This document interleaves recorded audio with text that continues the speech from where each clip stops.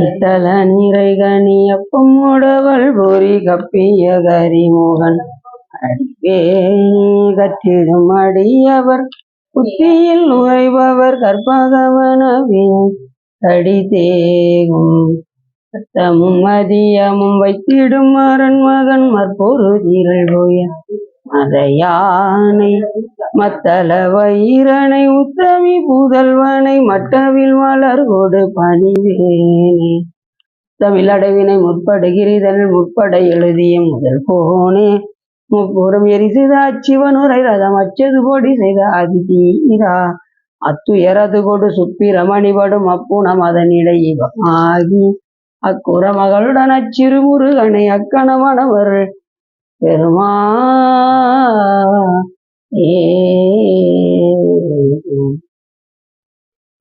எந்தாயும் எனக்கருள் தந்தையுமே சிந்தா குலமானவை ஈத்தனையாள் கந்தா கதிர்வேலவனே உமையாள் மைந்தா குமரா மறைநாயகனே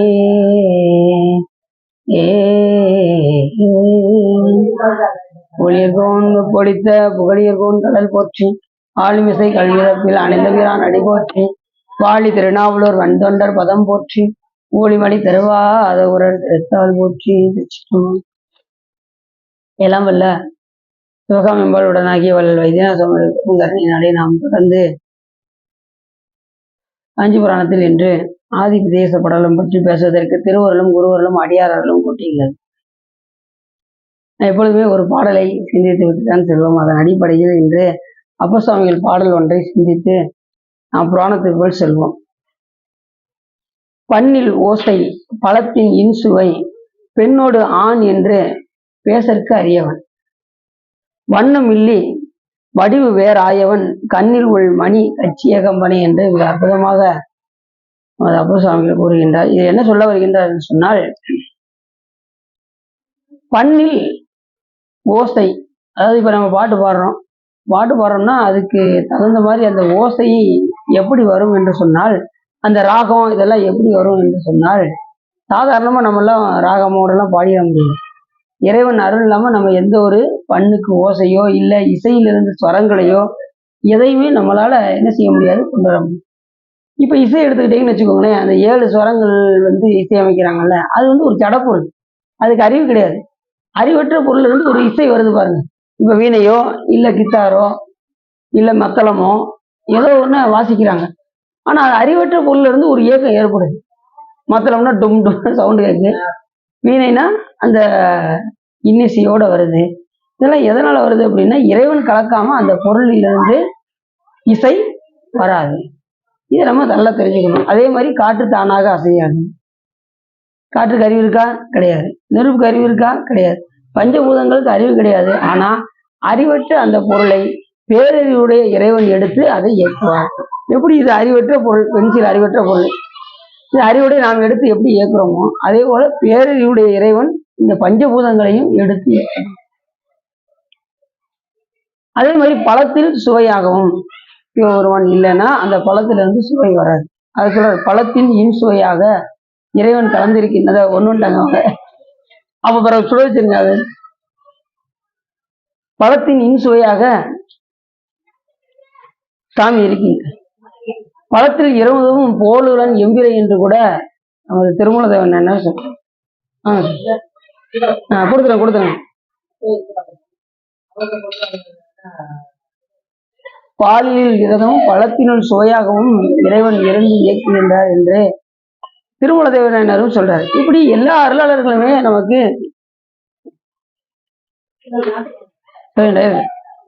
சூடு இருக்குல்ல, அப்படி கொஞ்சம் கூடிக்கிட்டே. அப்ப ஒரு பண் வர வேண்டும் என்று சொன்னால், அந்த பண்ணிலிருந்து இசை வர வேண்டும் என்று சொன்னால், இறைவன் அருள் இல்லாமல் அந்த பண்ணில் ஓசையோ அல்லது இசையில் ஸ்வரங்களோ வராது என்பதை இந்த இடத்துல அப்பசுவாமி அற்புதமாக சொல்கின்றார்.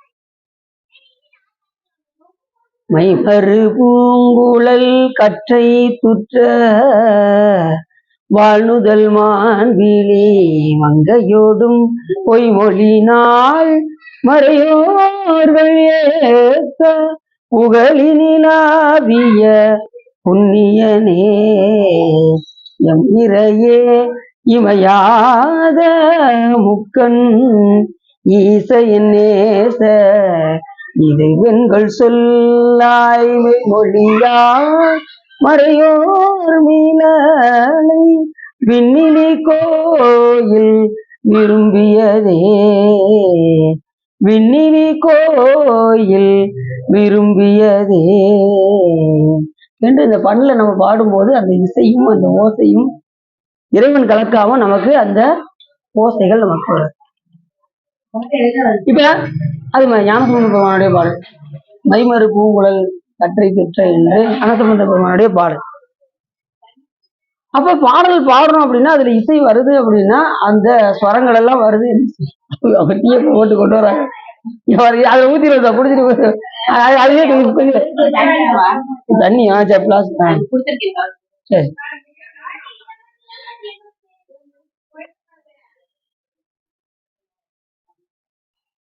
அப்ப பழத்தில் இன்சுவையாக இறைவன் விளங்குகின்றார்.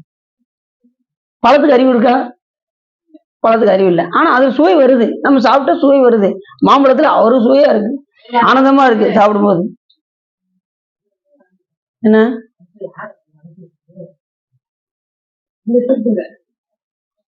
இன்னும் கொஞ்சம் சுத்தி கூடுங்க சார், இன்னும் கொஞ்சம் கூடுங்க, வேற இருக்கா பாருங்க. Right right.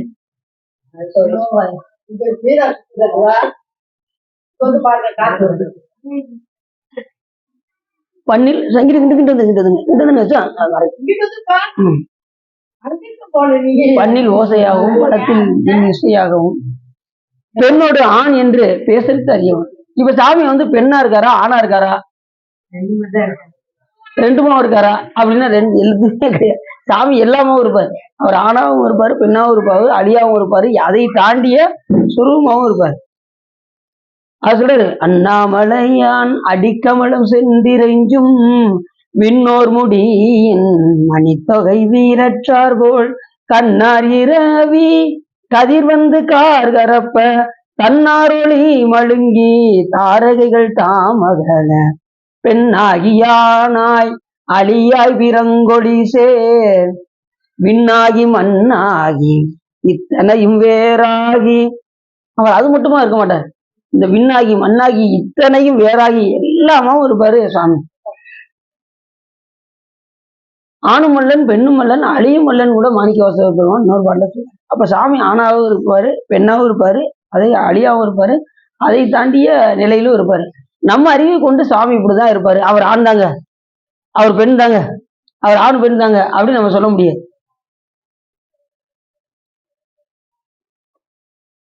அப்படி பெண்ணோடு ஆண் என்று பேசுறதுக்கு அறியவன், நம்ம பேசி முடியாதான் அந்த அளவுக்கு அறியவனா இருப்பானா சாமி.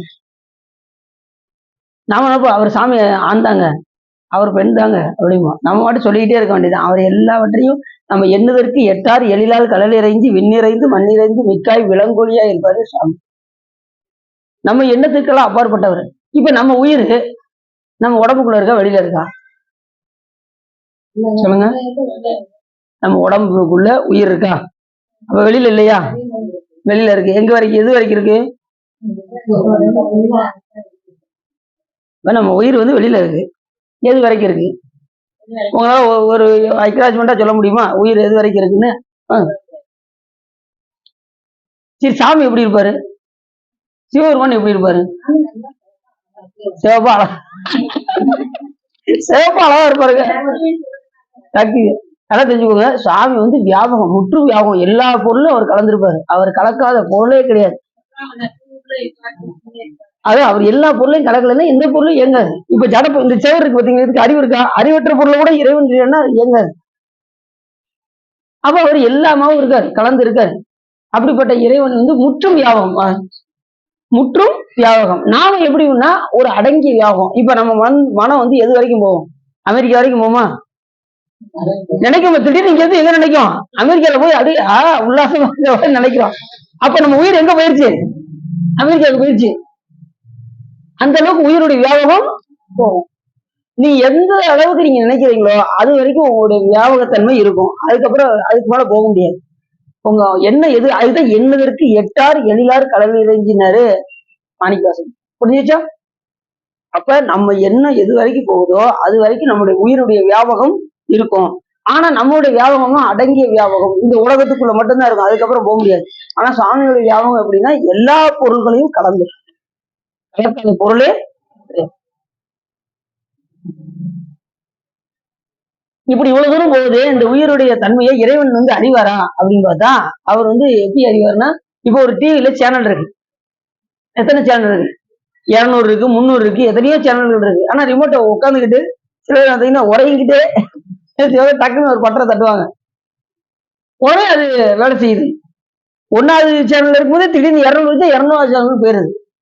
200வது சேனல் இருக்கும்போது திடீர்னு 10வது சேனலுக்கு வரணும், 10வது சேனலுக்கு வந்துருது. எப்படி வருது? மனிதனுக்கே இவ்வளவு மூளை இருந்தா அப்ப சாமிக்கு எவ்வளவு இருக்கும்? ஒவ்வொருவருடைய அசைவையும் ஒவ்வொருத்தரும் செய்த வினை பயனையும் சிவபெருமான் ரிமோட் கண்ட்ரோல் வச்சிருக்காரு. கருப்பசாமி அப்படின்னு ஒரு ரிமோட் அடிச்சாருன்னா அவருடைய அந்த தரம் அவருடைய ஜாதகமே வந்துடும்.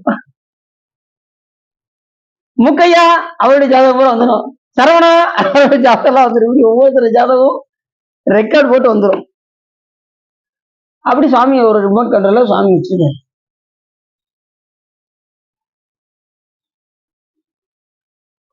அப்படி பெண்ணோடு ஆண் என்று பேசற்கு அறிய பெருமான் சிவபெருமான்.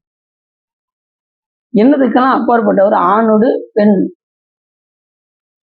ஆணுமாய் பெண்ணுமாய் அழியுமாய். அந்த பாட்டுல சொல்றாருல, அண்ணாமலையார் அடிக்கமலம் சென்றிறைஞ்சும் இன்னொரு முடியும் மணித்தொகை வீரற்றார் போல் கண்ணார் இரவி கதிர்வந்து கார்கரப்ப தன்னார் ஒளி மழுங்கி தாரகைகள் தாமகல பெண்ணாகி ஆனாய் அழியாய் பிறங்குழி சேர் விண்ணாகி மண்ணாகி இத்தனையும் வேறாகி கண்ணார் அமுதமாய் நின்றான் கடல் பாடி பெண்ணை இப்பூம்புணர் பாய்ந்த ஆடையிலோர் எம்பாவாய் என்று கூறுவதற்காக நாம் இப்படி பாரு, அவர் ஆணாவும் இருக்க மாட்டாரு, பெண்ணாகவும் இருக்க மாட்டாரு, அழியாவும். நம்ம எண்ணத்துக்கெல்லாம் அப்பாற்பட்டவரா இருக்கின்றவன் இறைவன். அவனுடைய புகழையெல்லாம் பேசியெல்லாம் முடியாது. ஏன்னா அந்த அளவுக்கு அவனுடைய பேர் புகழ் எத்தனை நூல்களை படிச்சாலும் அவனுடைய புகழ் இன்றைக்கு நிலைத்தே இருக்கும். இப்ப நம்ம மனிதனுடைய புகழ்லாம் ஒரு காலத்துல அழிஞ்சிரும். ஆனா இறைவன் புகழ் அப்படி இல்லை. எத்தனை ஆண்டுகள் தோன்றாலும் எத்தனை யுகங்கள் தோன்றினாலும் அவருடைய புகழ் நிலை பெற்று விளங்கும். அவ்வளவு நூல்கள் அருளாளர் நூல்கள் நமக்கு இருக்கு.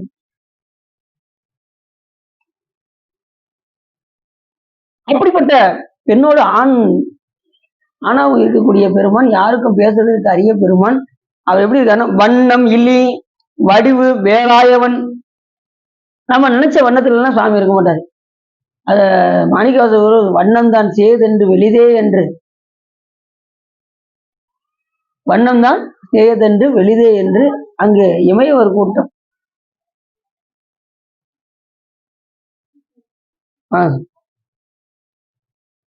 இமையவர் கூட்டம் அங்கு வண்ணம் தான் அது காட்டி வடிவு காட்டி தாம் மறைகள் காட்டி அப்படின்னு அந்த இடத்துல சொல்லுவாரு மாணிக்கவாசகர் சொல்லுவாரு. அப்படி இமையவர் கூட்டம்னா தேவர்கள்னா சாமி இப்படி இருப்பாரா அப்படி இருப்பாரா இந்த நேரத்துல இருப்பாரா அந்த நேரத்துல இருப்பாரான்னு ஏங்கி ஓடுவாங்க. அவங்களுக்கெல்லாம் சாமி என்ன செய்ய மாட்டாரா? கிடைக்க மாட்டார். ஏகன் அநேகன் அணு அணுவில் இறந்தாய்க்கு அங்கு எண்ணம் தான் தடுமாறி இமையவர் கூட்டம். அப்படி இமையவர் கூட்டம்லாம் போனாலும் சாமியுடைய நேரத்தை பார்க்க முடியுமான்னா அவருடைய எண்ணத்தை பார்க்க முடியுமான்னு தான் எதையும் பார்க்க. அவரு எப்படிப்பட்டவர் அப்படிங்கிறது அப்புறம் சாமி சொல்ற. மைப்படிந்த கண்ணாலும் தானும் கட்சி மயானத்தான் அவன் வார்சடையான் எண்ணி நல்லான் ஒப்புடைய நல்லன் ஒருவன் அல்லன் ஓர் ஊரனும் வல்லன் ஓர் உருவமும் இல்லி அப்படியும் அந்நிறமும் அவ்வண்ணமும் அவன் அருளைய கண்ணாக காணியெல்லாம் இப்படியன் இந்நிறத்தன் இவ்வண்ணத்தன் இவன் இறைவன் என்று எழுதி காட்டோனாதே அப்படின்னு யாரு சொல்றா? அப்ப சொல்ற.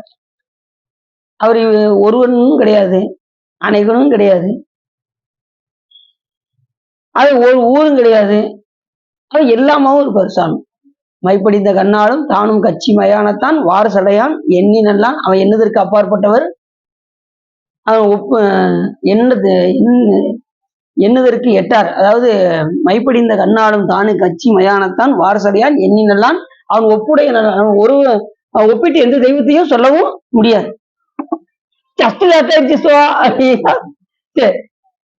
என்ன சொல்றாரு? அந்த சிவபெருமானை ஒப்பிட்டு இந்த தெய்வத்தை சொல்ற மைப்படி இந்த கண்ணாலும் தான் கட்சி மயானத்தான் வாரசனையான் அவன் எண்ணி நல்லன் ஒப்புடைய நல்லன். அவனை ஒப்பிட்டு எந்த தெய்வத்தையும் சொல்ல முடியாது. ஒப்புடைய நல்லன் ஒருவனும் அல்லன். சாமி ஒருவன் தான் அப்படின்னு சொன்னா ஒருவனும் கிடையாது. அவன் அதையும் தாண்டி ஒருவன் அல்லன் ஓர் ஊரனும் அல்லன். அவர் ஒரு ஊர் தான் அப்படின்னா அவருக்கு யாரும் ஊரே யாவரும் கிடையாது. எங்கனாலும் இருப்பாரு சாமி. இவர் சாமி இங்க மட்டுமா இருக்காரு? காசியில இருக்காரு, கேதாரத்துல இருக்காரு, அமெரிக்காவில இருக்காரு. இப்ப போன வாரம் பாத்தீங்கன்னா பேப்பர்ல அமெரிக்காவில இருந்து ஒரு சிவலிங்கம் கண்டு எடுத்திருக்காங்க. சிவலிங்கம் தான் தோண்ட தோண்ட சிவலிங்கமா தான் வருது உலகத்துல, பூமிக்குள்ள. வேற எந்த சாமியில வருது ஏதாவது கேள்விப்படுங்க? எல்லாம் சிவலிங்கம் தான் வரும். ஏன்னா கடவுள் அவர் தானே, அவர் தானே வருவார். அப்படி ஒப்புடைய நல்லன் ஒருவன் நல்லன் ஓர் ஊரனும் அல்லன் ஓர் உருவமும் இல்லை அப்படியும் அந்நிறமும் அவ்வண்ணமும் அவன் அருளே கண்ணாக காணுங்க. அப்ப சாமியை பார்க்கவே முடியாதா? சிவபெருமானை பார்க்கவே முடியாதா அப்படின்னா பார்க்க முடியும். எப்படி பார்க்க முடியும் அப்படின்னா அவன் கொடுக்கணும் ஒரு கண்ணு. இந்த கண்ணை வச்சுலாம் நம்ம என்ன செய்ய முடியாது, சிவபெருமானை பார்க்க முடியும். அவன் ஒரு கண்ணை கொடுக்கணும். அது என்ன கண்ணுன்னா ஞானக்கண் என்று பெயர். இந்த கண் என்ன கண்ணுன்னா ஊனக்கண் என்று பெயர். ஊனக்கண் பாசம் உணராப்பதியே ஞானக்கண்ணில் சிந்தை நாடி உராத்துணை தேர்த்தி என பாசம் உருவ தண்ணீரெல்லாம் பதிவிதி என்னும் அஞ்செடுத்து. அப்ப இந்த கண்ணை கொண்டு நம்ம எது பார்க்க முடியாது, இறைவனை பார்க்கவே முடியாது. அப்ப நமக்கு என்ன கண்ணு வேணும்? ஞானக்கண்ணு. அது யாரு கொடுக்க முடியும்? அவரு தான் கொடுக்க முடியுமா? நம்ம அறிவை கொண்டு ஞானக்கண்ணு எனக்கு ஒண்ணு வேணுங்க, கொஞ்சம் ரெடி பண்ணி தாங்க அப்படின்னா சார் கொடுக்க மாட்டார். ஞானக்கண்ணு அவரு அது அவன் அருளே கண்ணாக காணினல்லால் இப்படியன் இந்நிறத்தன் இவ்வண்ணத்தன் இவன் இறைவன் என்று எழுதி காட்டணும். இப்படி சொல்றாங்க. அப்புறம் சாமி எப்படி பார்க்கணும் அப்படிங்கிறது அவன் பார்த்து இந்த வண்ணம் இந்த வடிவம் இதெல்லாம் யாரு காட்டணும்? சாமி தான் காட்டணும். நம்மளால காணுதற்கு முடியாது. தொலைதூர பொருளை நீ எதை வச்சு பார்ப்பீங்க? ரொம்ப கண்ணுக்கே தெரியாத பொருளை நீ எதை வச்சு பார்ப்பீங்க? பைனாக்குழலாம் அந்த சொல்லிட்டாங்க. பைனாக்குழல் அடியும் கூட என்ன எதுவும் நினைச்சேன். அதை வச்சு பார்த்தா தொலைவில் பொருளை பார்த்துடலாம். இப்ப சாமி சுத்தமா கண்ணுக்கே தெரியாது. நம்ம கண்ணுக்கு தெரியவாரா? அவரை எப்படி பார்க்கணும்? அப்போ ஞானக்கண் கொண்டு பார்க்கணும். அதுக்குரிய அந்த மைக்ரோஸ்கோப்பு தான் என்ன இது, அந்த ஞானக்கண். ஞானக்கண்ணு நம்மளால வாங்க முடியாது. சுவாமியா பார்த்து உங்களுடைய பக்குவம் அறிந்து சிவபெருமான் உங்களுக்கு அந்த ஞானத்தை வழங்கணும். அது எப்போ வழங்குவாருன்னு சொல்ல முடியாது. உங்களுக்கு உயிருடைய பக்குவம் எந்த நிலையில இருக்கோ அப்பதான் அந்த ஞானக்கண்ணை சுவாமி கொடுப்பாரு. நீங்க என்னைக்கு யான் எனதுங்கிற செருக்கு உங்களை விட்டு போகுதோ அப்போ உங்களுக்கு அந்த ஞானக்கண்ணு உங்ககிட்ட பொருந்த ஆரம்பிச்சிடும். இப்பயுமே உங்களுக்கு அது இருக்கு. எல்லா உயிர்கள்ட்டுமே என்ன இருக்கு? ஞானக்கண் இருக்கு, நெற்றில இருக்கு. அது எப்ப திறக்கும் அப்படின்னா அந்த பக்குவம் வரும்போது அந்த கண் அது வரைக்கும் அது மூடியதான் இருக்கும். ரெண்டாவது அதுக்கு நம்ம வேலை கொடுக்கறதே இல்லை அந்த ஞானக்கண்ணுக்கு. நம்ம ஏன் அப்படின்னா அந்த புருவ நடுவில் வைத்து இறைவனை தியானிக்க வேண்டும். மூலாதாரத்துல இருந்து மூலாதாரம், சுற்றாதானம், மணிபூரகம், அநாகதம், விசுத்தி, ஆஞ்சா என்கின்ற ஆஞ்சியில தான் சாமியை என்ன செய்ய முடியும்? இந்த புருவ நடுவில் இருந்து இறைவனை தியானிக்க வேண்டும். புருவ நடுவில் இருந்து தியானித்தால் மனம் ஒன்றுபடும் என்பது எல்லா அருளாளர்களுமே அவங்க சொல்றாங்க. யார் அப்படி புருவ நடுவில் இருந்து தியானம் பண்றா? கண்ண முடியாச்சுதான் நமக்கு எங்கெங்கே போயிருது. எங்கிட்டு கூடி சிந்திக்க கண்ண முடியாச்சுன்னா பால்காரனுக்கு ரூபா கொடுக்கணுமே அப்படின்னு போயிருது. திடீர்னு இன்னைக்கு அவன் பிரச்சனை இன்னைக்கு ஓய்க்காம விட மாட்டேன் அப்படின்னு கண்ண போயிட்டா அப்படியே சிந்தனை போய்கிட்டே இருக்கும். அப்ப நம்ம என்ன செய்யணும் அப்படின்னா அந்த ஞானக்கண் வர வேண்டும் என்றால் அவன் பார்த்து கொடுக்கணும் அப்படின்னா இறைவன் மேல் நம்ம எந்த அளவுக்கு பிரியமாகவும் அன்பாகவும் இருக்கின்றோமோ சாமி நம்ம அந்த அளவுக்கு நம்ம கிட்ட இப்ப அவன் அருள் எதுன்னா சக்தி தான் அவனுடைய அருள். புரியுது உங்களுக்கு? அவன் அருளே கண்ணாக காணினால் இப்படியன் இந்நிறத்தன் இவ்வண்ணத்தன் இவன் இறைவன் என்று எழுதி காட்டொன்னாதே அப்படின்னா அப்ப சக்தியுடைய அம்பாவுடைய அணுக்கள் இல்லாம சாமியை நாம என்ன செய்ய முடியாது, பார்க்க முடியாது. சாமி வேற கிடையாது, சக்தி வேற கிடையாது. ஆனாலும் எப்படி அப்படின்னா இப்ப ஒரு வீட்டுக்குள்ள தாயும் தகப்பனா இருக்காங்க. அவங்களுக்கு ஒரு பிள்ளை இருக்கு, 3 பிள்ளைகள் இருக்கு. நல்லா தெரிஞ்சுக்கோங்க. எத்தனை பிள்ளை இருக்கு? 3 பிள்ளை. அதுல மூத்த பையன் அம்மா மேல ரொம்ப பிரியமா இருக்கான்னு வச்சுக்கோங்க. அம்மா மேல எதுனாலும் அம்மா மேல ரொம்ப பிரியமா இருக்கான். இந்த அம்மா என்ன சொல்லுவாங்க, என்ன நினைப்பாங்க? 3 பிள்ளைகள் இருந்தாலும் இந்த மூத்த பையன் நம்ம மேல ரொம்ப அன்பா இருக்கான்னு சொல்லி அவங்க கணவன் நாட்ட என்ன சொல்லுவாங்க? என்னங்க என்னங்க அப்படின்னு ஒரு இடிப்பாங்க. இடிச்சு என்ன சொல்லுவாங்க தெரியுமா? அந்த தில்லை நகரில் உள்ள வீடு இருக்கு பாத்தீங்களா, 10 லட்சம் ரூபாய் வீட நம்ம மூத்த பையனுக்கு எழுதிதான் வைங்களேன். சொல்லவே சொல்ல மாட்டாங்களா? ஏன்னா அவங்க பிரியமா இருக்கனால உடனே சொல்லுவாங்க. அதே மாதிரி அம்பாள் மேல அனுப்பு நம்ம அன்பு செலுத்தணும்னா அந்த அணுக்கு மனது எங்க போயிடும்? சாமிகிட்ட போய் என்னங்க இந்த பிள்ளைக்கு கொஞ்சம் முக்தியை கொடுத்துருங்க அப்படின்னு யாரு சொல்லுவா? அம்மா போய் சொல்லுவாங்க. அதுக்குதான் முதல்ல அருள் நம்ம நாடணும். அந்த அருள் தான் நமக்கு ஞானக்கண். புரியுது அவங்களுக்கு? அந்த ஞானக்கண்ணில் சிந்தை நாடி உராத்துணை தேர்த்து எனப்பா அப்படி செலுத்தணும்னா நம்மளுடைய பாசமானது என்ன செய்யுமா? மெதுவா சாமி உருவாராம். நம்ம எல்லாருமே வச்சிருக்கோம்ல பாசம். யார் யாரெல்லாம் பாசம் வச்சிருக்கோம்? அது ஏன் கேக்கீங்க? எல்லாமே ஆல்ரெடி இந்த உலகத்துக்குள்ளே நம்ம ரொம்ப ஆசைதான் வச்சுக்கிட்டு இருக்கோம். பற்று தான் வச்சுக்கிட்டு இருக்கோம். பிள்ளைகள் மேல பற்று, உலகத்து மேல பற்று, சாமியை தவிர மத்த எல்லா மேலையும் பற்று வச்சிருக்கோம். உளுந்த வடையில கூட பற்று வச்சிருக்கோம். ஆனா சாமி கூட வைக்க மாட்டேங்க. அல்வா மேல பற்று வச்சிருக்கோம். ஆனா சாமி கிட்ட வர மாட்டேங்க. அது கொஞ்சம் கொஞ்சமா தான் வரும். அப்ப அருளை நாம என்ன செய்ய வேண்டும்? நாட வேண்டும் என்று உராத்துணை தேர்த்தி என பாசம் உருவ சாமி அப்படி பற்று வைக்க வைக்க வைக்க பாசத்தை சாமி ஏன்னா படாரும் உருவ மாட்டாராம். அதனாலதான் பாசம் இன்னும் தாழ் உருவி அப்படின்னு பாசத்தை ஒரேடிய சாமி எடுத்துட மாட்டேன். ஏன்னா உங்களுக்கு பக்குவம் வருவதற்கு அது தேவை. அதனால சாமி என்ன பண்றது? போனோட்டே ஒரு பாட்டுல சொன்ன பாத்தீங்களா? நல் சுற்றமும் சொன்னாரா? சுற்றம் இங்க நமக்கு தேவை. ஏன் அப்படின்னா இந்த உலகத்துல இருந்துகிட்டே இவங்க கூட பழகிக்கிட்டே நம்ம சிவன் மேல அன்பு வைக்கணும். அப்பதான் நாம இதுல இருந்து முழுமையாக நம்ம நீங்க முடியும். அப்ப சிவபெருமான் எப்படி நமக்கு துணை செய்கிறார் என்பது நமக்கு அப்பதான் தெரியும். அது வரைக்கும் நமக்கு தெரியவே தெரியாது. இறைவனுடைய அந்த பேருபகாரம் நமக்கு தெரியவே தெரியாது. ஒவ்வொருத்தவங்க சொல்ற பேச்சு வார்த்தைகள்லாம் நம்ம காதால கேட்டு கேட்டு கேட்டு கேட்டு போட இந்த உலகமே இப்படிதான் அப்படிங்கிற நிலவுக்கு என்ன செய்வோம்? அதுக்கப்புறம் தான் வருவோம். அது வரைக்கும் வரமாட்டோம். நம்ம உலகம் ஒரு பேச்சு பேசுவோம், மக்கள் ஒரு மாதிரி பேசுவாங்க, சொந்தக்காரங்க ஒரு மாதிரி பேசுவாங்க. எல்லாத்தையும் கேட்டு கேட்டு கடைசி முடிவு எல்லாத்தையும் உதறிட்டு கடைசி முடிவு யாரு இருக்கா? சாமிகிட்ட தான் சரணடைவோம். அது வரைக்கும் சாமி நம்ம கண்ணுக்கு தெரியவே மாட்டேன். யார் இருப்பா? சாமி கடைசி. அப்பதான் சாமி அப்படின்ட்டு ஓடி வருவோம். அது வரைக்கும் சாமி பக்கமே வர மாட்டோம். ஒரு துன்பம்னா உடனே என்ன செஞ்சிருவாங்க? ஓடி வந்துருவாங்க. சாமி சரணாகதி அடைஞ்சிடறாங்கல்ல. ஆனா முதல்ல சாமி சரணாகதி அடைஞ்சோம்னா நமக்கு அந்த துன்பம் வராது. ஆனா துன்பப்பட்டுதான் நாம என்ன செய்வோம்? இறைவனை நாடுவோம். அது வரைக்கும் நமக்கு அந்த ஞானம் நமக்கு வரும்.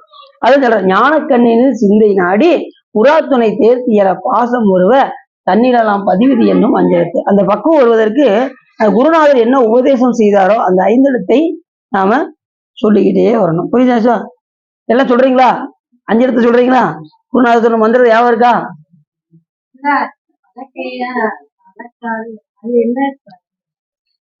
மந்திரம் குருநாதர் சொன்ன மாதிரி பாவனை பண்ணணும். 10 தடவை அந்த மந்திரத்தை சொல்லணும். இப்படி வலது காதுனால உங்களுக்கு மந்திரம் சொன்னாங்க. அந்த மந்திரத்தை இப்படி வச்சு குருநாதர் சொல்ற மாதிரி பாவனை பண்ணி 10 தடவை அந்த மந்திரத்தை நீங்க மனசுக்குள்ள சொல்லணும். வெளியில சொல்லக்கூடாது. சொல்லிட்டு அதுக்கப்புறம் மந்திர அபிஷேகம், மந்திரோச்சனம் அப்படிங்கிற வரிசையா அடுத்தடுத்தது அது வரைக்கும் போயிட்டீங்க. இது மட்டும் போட்டு வச்சிருக்கீங்களா? சரி. சரி, அதோட முடிச்சிடுறீங்களா? சரி, அதுக்கடுத்து நிறைய இருக்கு, அடைச்சு சொல்றேன். என்ன சார்? சரி, இப்ப பாசம் உருவ தண்ணீரெல்லாம் பதிவிதி என்னும் அஞ்செழுத்து அப்படின்னு. அப்படி வண்ணம் இலை வடிவு வேறாயவன். வண்ணம் இதுதான் அப்படின்னு சாமியை நாம என்ன செய்ய முடியாது? நம்ம அறிவி கொண்டு நம்ம சொல்ல முடியும். அவன் வடிவு வேறாயவன், எல்லா வடிவும் தாங்கி எல்லாவற்றையும் கடந்தவன். இந்த வடிவு தான் சாமி இந்த 20 மாகேஸ்வர மூத்தமா தான் இருக்காரு அப்படின்னு சொல்ல முடியாது. அதுக்கு மேல சிவலிங்கமா இருக்காரு. சரி, சிவலிங்கம் தான் அப்படின்னா அதுக்கும் மேல இருக்காரு, அருவமா இருக்காரு. அதையும் தாண்டி சொரூபமா இருக்காரு, பற வெளியாக இருக்காரு. அப்ப நம்ம அறிவை கொண்டு சொல்ல முடியாது என்ற காரணத்தினால் இந்த இடத்துல வண்ணம் விழி வடிவு வேற ஆயவன் என்று சொல்லி கண்ணில் உள் மணி கச்சிய கம்பனே. கண்ணில் மணியா யார் இருக்கா? சரி, இதுதான் செய்யறாரு. இப்படி அரியவனா இருக்கக்கூடிய பெருமான் என்ன செய்யறான்? நம்ம கூடயே இருந்து உதவுறாராம். எப்படி உதவுறாரு? கண்ணில் கருமணியாக இருந்து பிற பொருளை காட்டிக்கிட்டு தானும் கண்டு பிற பொருளையும் காட்டுறாராம். அதான் கண்ணில் கருமணியாகவும் இருந்து இருக்கும் கச்சிய கம்பனின்னு இந்த இடத்துல சொல்றாரு. கண்ணில் ஒளியிலன்னா பிற பொருளை பார்க்க முடியாதுல்ல. அது கண்ணில் உள் மணி, கண்ணில் உள்ள மணியாக சாமி இல்லைன்னா நாம பிற பொருளை பார்க்க முடியாது, எந்த பொருளையும் நாம காண முடியாது. அப்ப சாமி நமக்கு உள்ள இருந்து அந்த உபகாரம் செய்யவில்லை என்றால் நாம் எந்த பொருளையும் அது கண்டு காட்டும் உபகாரம் என்று பெயர். கண்டு காட்டும் உபகாரம், இது இறைவன் செய்யக்கூடிய மிகப்பெரிய ஒரு உபகாரம். அந்த கண்டு காட்டும் உபகாரம் நம்ம ஈஸியா ஒரு செகண்ட்ல மறந்துடுவோம். சாமியை செய்யற உபகாரத்தெல்லாம் இது வரைக்கும் நம்ம இந்த நிலையில வர வச்சிருக்காரு, அதையாவது யோசிக்க வேண்டாமா? நம்ம சொல்லுங்க பார்ப்போம். இத்தனை வருஷமா நம்மளை எத்தனையோ நிலையில நம்ம உயிரெல்லாம் போக வேண்டிய நிலையிலலாம் இருந்தோம். நம்ம இவ்வளவு தூரம் நம்ம வளர்த்துருக்காரு அப்படின்னா அப்ப அதை நம்ம நினைக்கணுமோ நினைக்க கூடாது. எத்தனையோ நோய் நொடிகள் சின்ன பிள்ளைல எத்தனை தடவை காய்ச்சல் போய் ஊசி போட்டிருப்போம். அன்னைக்கு ஊசி மருந்து கிடைக்கல, நம்ம இன்னைக்கு என்ன நிலையை ஆயிருப்போம் சொல்லுங்க பார்ப்போம். யோசிச்சு பார்க்கணும். இதெல்லாம் நினைச்சு நினைச்சு நாம இறைவனை வழிபாடு செய்ய வேண்டும். ஏதோ கண்ணில் உள் மணி கட்சி ஏகம்பனி, அற்புதமான பாட்டு இந்த பாட்டு. இந்த பையங்களை போய் சத்தம் பண்ணுங்க, அது போய் விளையாடுங்க. கசகசன்னு பேச்சு இது கான்செப்ட் மாதிரி இருக்கு. பண்ணில் ஓசை பழத்தில் இன்சுவை பெண்ணோடு ஆண் என்று பேசற்கு அறியவன் வண்ணவிழி வடிவு வேற ஆயவன் கண்ணிலுள் மணி கச்சியகமணி என்று அற்புதமாக இந்த பாட்டுல சொல்றாரு. யாரு? நமது நாவுக்கரசு பெருமான். இப்ப நம்ம என்ன செய்ய போறோம்? உள்ள கதைக்குள்ள போயிட போறோம். ஆதி விதேச பண்ணம் என்ன சொல்ல வருது அப்படிங்கிறத நம்ம பார்ப்போம். சென்ற முறை பராசர முனிவரை பத்தி பார்த்தோம். அவரு என்ன செய்தாரு? அவருடைய முக்கியமான ஒரு பணியை ஒண்ணு சொன்னேன். அவர் தவம் செய்து கொண்டிருக்கும் போது அவருடைய 6 பிள்ளைகளும் என்ன செஞ்சாங்க? அந்த ரொம்ப சேட்டை செய்வாங்க அப்படின்னு சொன்னா, ஆம்பளை பையனா கண்டிப்பா சேட்டை செஞ்சே ஆகும். செய்யலைன்னா ஆண் குழந்தையே கிடையாது. அப்படி 6 பிள்ளைகளும் ரொம்ப சேட்டை செஞ்சு அவருடைய தியானத்தை கலைத்தது. உடனே அவர் சபிச்சு என்ன சொன்னாரு? 6 குழந்தையும் வீணாக இருக்க கடவுதுன்னு. அதுக்கப்புறம் எப்ப அந்த பாவ விமோசனம் தீரும் என்று கேட்கும்போது, முருகப்பெருமானுக்கு பால் கொடுக்கும்போது இந்த அதுல ஒரு துளி வந்து இங்க பட்டு நீங்க அதை அருந்தி நீங்க பழைய நிலைக்கு திரும்புவீர்கள் என்று பராசர முனிவர் சொன்னார். அப்படி சொன்னதுக்கு அப்புறம் அந்த 6 பேரும் அந்த சரவணை பொய்கையிலேயே இருப்பாங்க, மீனா கிடப்பாங்க அவருடைய புதல்வர்கள்லாம். அதுக்கப்புறம் முருகப்பெருமானுக்கு பால் கொடுக்கும்போது அதோடைய ஒரு துளி வந்து பட்டு 6 பேரும் பழைய நிலைக்கு திரும்புவார்கள் என்று ஏற்கனவே நம்ம பார்த்தோம். அந்த பராசர முனிவர் பராசரை அது எதுல இருந்து வந்தாருன்னு சொன்னோம்? அவருடைய அப்பா பேர் என்ன பேரு? பராசர முனிவர் அப்பா சக்தி முனிவர். அவருக்கு நூற்றுக்கணக்கான பேர்ல வசிஷ்டருக்கு நூற்றுக்கணக்கான பிள்ளைகள்ல ஒரு முக்கியமான ஒரு புதல்வர் தான் சக்தி முனிவர். அவருடைய பிள்ளை தான் யாரு? பராசர முனிவர். திருப்பிள்ளையிலே தாய் வயதுல வேதம் சொன்னவர். அப்படிப்பட்ட ஒரு சிறப்புடையவர் பராசர முனிவர். பராரை மா நிழல் பண்ணவன் மேவி வாழ் பராசரேசம் பகந்தனம் மாதவன் பராய பைம்பொழில் ஆதிபிதேச்சரம் பராவ மாவினை பற்றற ஓதுவான். அந்த பராசரர் என்ன செஞ்சாரு? அது ஒரு சிவலிங்கம் தாபனம் செய்து மா நிழலின் கீழ் என்ன செஞ்சாரு? ஏற்கனவே கட்சி ஏகம்பர் எப்படி இருக்காரு? மாமரத்தின் கீழே தான் சுவாமி இருக்காரு. அது பக்கத்துல ஒரு திசையில அதே மாமரத்துக்கு கீழே தான் மா விலைகளுக்கு கீழே தான் என்ன செய்யறாரு? இந்த சிவலிங்கத்தை தாபனம் செய்து அங்கே பராசர முனிவர் தவம் செய்து கொண்டிருக்கின்றார் என்று போன முறை பார்த்தோம். அப்படி பார்த்த நம்ம இப்ப அது பக்கத்துல இருக்கக்கூடிய இன்னொரு தலத்தை பத்தி நான் அடின்னு சொல்ல போறேன் அப்படின்னு சொல்லிட்டு ஆதி பிதேச்சரம் என்கின்ற ஒரு தலத்தை பற்றி நான் ஓதுவாம் என்று இந்த இடத்துல சொல்றேன். அன்ன ஊதி மகத்தை அழிப்பல் என் ஏற்கனவே ஒரு கதையில் நம்ம பார்த்தோம். பிரம்மா ஒரு பெரிய யாகம் செய்து கொண்டிருப்பார். அப்பொழுது சரஸ்வதி தேவி வந்து அதை கலைப்பதற்கு என்ன செஞ்சா ஒரு மூங்கில் வடிவமாக இருந்தால் நம்ம ஏற்கனவே பார்த்தோம் பார்த்தீங்களா? ஒரு கதையில போன கதைக்கு முந்தின கதையில நம்ம சொன்னோம், அது பார்த்தீங்கன்னு தெரியும். இப்ப அன்ன ஊர்தி பிரம்மாவுக்கு ஊர்தி எது? அன்ன ஊர்தி. அப்ப அன்ன ஊர்தி யார் வச்சிருப்பா? பிரம்மா வச்சிருப்பாரு. பிரம்மா என்ன செய்வாராம்? அன்ன வச்சு வடிவத்துல அப்படி சல்லுன்னு போய் கைலாயத்துல போய் இறங்குவாராம். கைலாயத்துல இறங்கி கைலாய மலை எப்படி இருக்கும் பாத்தீங்கன்னா? பனிமயமா இருக்கும், அதாவது ஸ்படிகமயமா இருக்கும். அப்படி அவரு அந்த அன்ன ஊர்தியை அப்படி வச்சுட்டு உள்ள சுவாமி போய் தரிசனம் பண்ண போனார். முன்னாடி கைலாய மலையில யாரு இருப்பா? நந்திய பெருமான் இருந்தாரு. உடனே அவர் என்ன பண்ணாரு? தரிசனம் பண்ண அனுமதி கொடுத்தாரு. உள்ள போய் சாமி தரிசனம் பண்ணாரு. பண்ணிட்டு வெளியில வந்து பார்த்தா இவரு அன்ன பிச்சு இருக்கிறதே தெரியலையாம். அந்த அளவுக்கு அந்த நிறத்தோட நிறமா ஒன்றிருச்சான். அப்ப அந்த அளவுக்கு கைலாயங்களுடைய ஸ்படிக நிறம் அப்படி வெண்மையா இருந்துதான். அந்த வெண்மைக்கு முன்னாடி இந்த வெண்மை எப்படி ஆயிடுச்சா? மழுங்கி போயிடுச்சான். யாருடைய வாகனம்? பிரம்மாவுடைய வாகனம். ரெண்டாவது பிரம்மாவுக்கு ஆயுட்காலம் எவ்வளவு? 434 கோடி வருஷம். பிரம்மாவுக்கு ஒரு அரை நாள் தான். இப்ப இருக்கிற பிரம்மாவுக்கு 50 ஆண்டும் ஒரு நாளும் ஆயிருக்கு. பாத்துக்கோங்க இப்ப இருக்கிற பிரம்மாவுக்கு. அப்ப பிரம்மா எத்தனை பேர் இருக்காங்க அப்படின்னு பார்த்தா 100 கோடி பிரம்மர்கள் நொந்தினர் என்னில் 6 கோடி நாராயணன் அங்கனே என்னில் ஏறுகங்கை மன்னன் இந்திரன் இரு இணை இல்லாதவன் ஈசன் ஒருவனே அப்படிங்கிறாரு அப்போ சாமி. இப்போ 100 கோடி பிரம்மர்கள்னா அப்போ 100 கோடி மட்டும் கிடையாது, அதுக்கு மேலேயும் உண்டு. இப்ப நிறைய கூட்டமா இருக்காங்கன்னு வச்சுக்கோங்க, நீ என்ன சொல்லுவீங்க? இப்ப வேற ஒண்ணும் இல்ல, திருவிழாக்கு போறீங்க, நீங்க போனது நீ என்ன சொல்லுவீங்க? இப்ப கூட்டம் நிறைய இருந்துச்சுன்னா நீங்க என்ன சொல்லுவீங்க? திருவிழா கூட்டத்தை நீங்க எப்படி சொல்லுவீங்க? கூட்டமும் லட்சக்கணக்கான பக்தர்கள் அங்க என்ன மாட்டீங்க, ஆனா என்ன சொல்லுவீங்க? லட்சக்கணக்கான பக்தர்கள் இருக்காங்க, ஆயிரக்கணக்கான பக்தர்கள் இருப்பீங்க, ஆனா என்னீங்களா கிடையாது. அதே போல பிரம்மா எத்தனை பேருக்கு 100 கோடி பிரம்மர்கள் நொந்தினர் அப்படின்னா 100 கோடி மட்டும் கிடையாது, அதுக்கு மேலேயும் உண்டு. எத்தனை யுகங்களா இருக்காங்கன்னு சொல்ல முடியாது. ஒரு பிரம்மா அவர் 100 ஆண்டு முடிஞ்சதும் அவருக்கு அப்புறம் தான் விஷ்ணுவுக்கே ஒரு நாள் ஆகும். அவர் மோச்சடைஞ்சதுக்கு அப்புறம் விஷ்ணுவுக்கு எத்தனை நாள் ஆகும்? ஒரு நாள் ஆகும். அப்படி அவர் 100 ஆண்டு ஆனதுக்கு அப்புறம் ஒரு சதி யுகம் வரும், ஒரு யுகம் முடியும். இப்படி யுகங்கள் பாத்தீங்கன்னா 4 யுகம். ஒண்ணு கிருதாயுகம், திரேதாயுகம், துவாபர யுகம், கலியுகம் என்று 4 யுகம். இந்த 4 யுகத்திலையும் பாத்தீங்கன்னா கிருதாயுகத்துல யோகம் செஞ்சே முக்தி அடைஞ்சாங்க, யோகத்திலே முக்தி அடைஞ்ச ஆன்மாக்கள். அப்போ யோகம் பண்ணது அந்த யுகத்துல யோகம் செஞ்சாதான் என்ன செய்ய முடியும்? மோட்சம் அடைய முடியும். இந்த திரேதா யுகத்துல பாத்தீங்கன்னா யாகம் செஞ்சுதான் மோட்சம் அடைஞ்சாங்க. யாகம் தெரியுது அவங்களுக்கு. அது துவாபர யுகத்துல எப்படின்னா பண்டமாற்று முறை, ஒரு பொருளை கொடுத்து என்ன செஞ்சாங்க? பக்தி செலுத்துறாங்க. அப்படி மோட்சம் அடைஞ்சாங்க. ஆனா கலியுகத்துல எப்படி முக்தினா பக்தியினால் மட்டுமே முக்தி, பக்தி செலுத்தலன்னா முக்தியே கிடையாது. நாம இந்திய தொலைக்காட்சிகளும் முதல் முறையாக அங்க போய் உட்காந்து வச்சுக்கோங்க, மோட்சம் அடையவே முடியாது. நம்மளுடைய நிலை என்ன? சீரியல்ல போய் உட்காராம இருக்கணும். அடின்னு நிறைய பேர் பார்த்துட்டேன், வஸ்திரம் விட மாட்டேங்கிறாங்க. அந்த சீரியலை பார்த்தீங்கன்னா அன்னைக்கு நம்ம அண்ணாமலைக்கு போவேல தனியா ரகசியமா வச்சு இன்னும் இதே பாட்டுதான் கேட்கறாங்க பார்த்தா சீரியல் ஓடிக்கிட்டு இருக்கீங்க. நான் யாரும் சொல்ல, பொதுவா ஒரு ஆள் இருந்தாலும் நிறைய பேர் அப்படிதான் பண்றாங்க.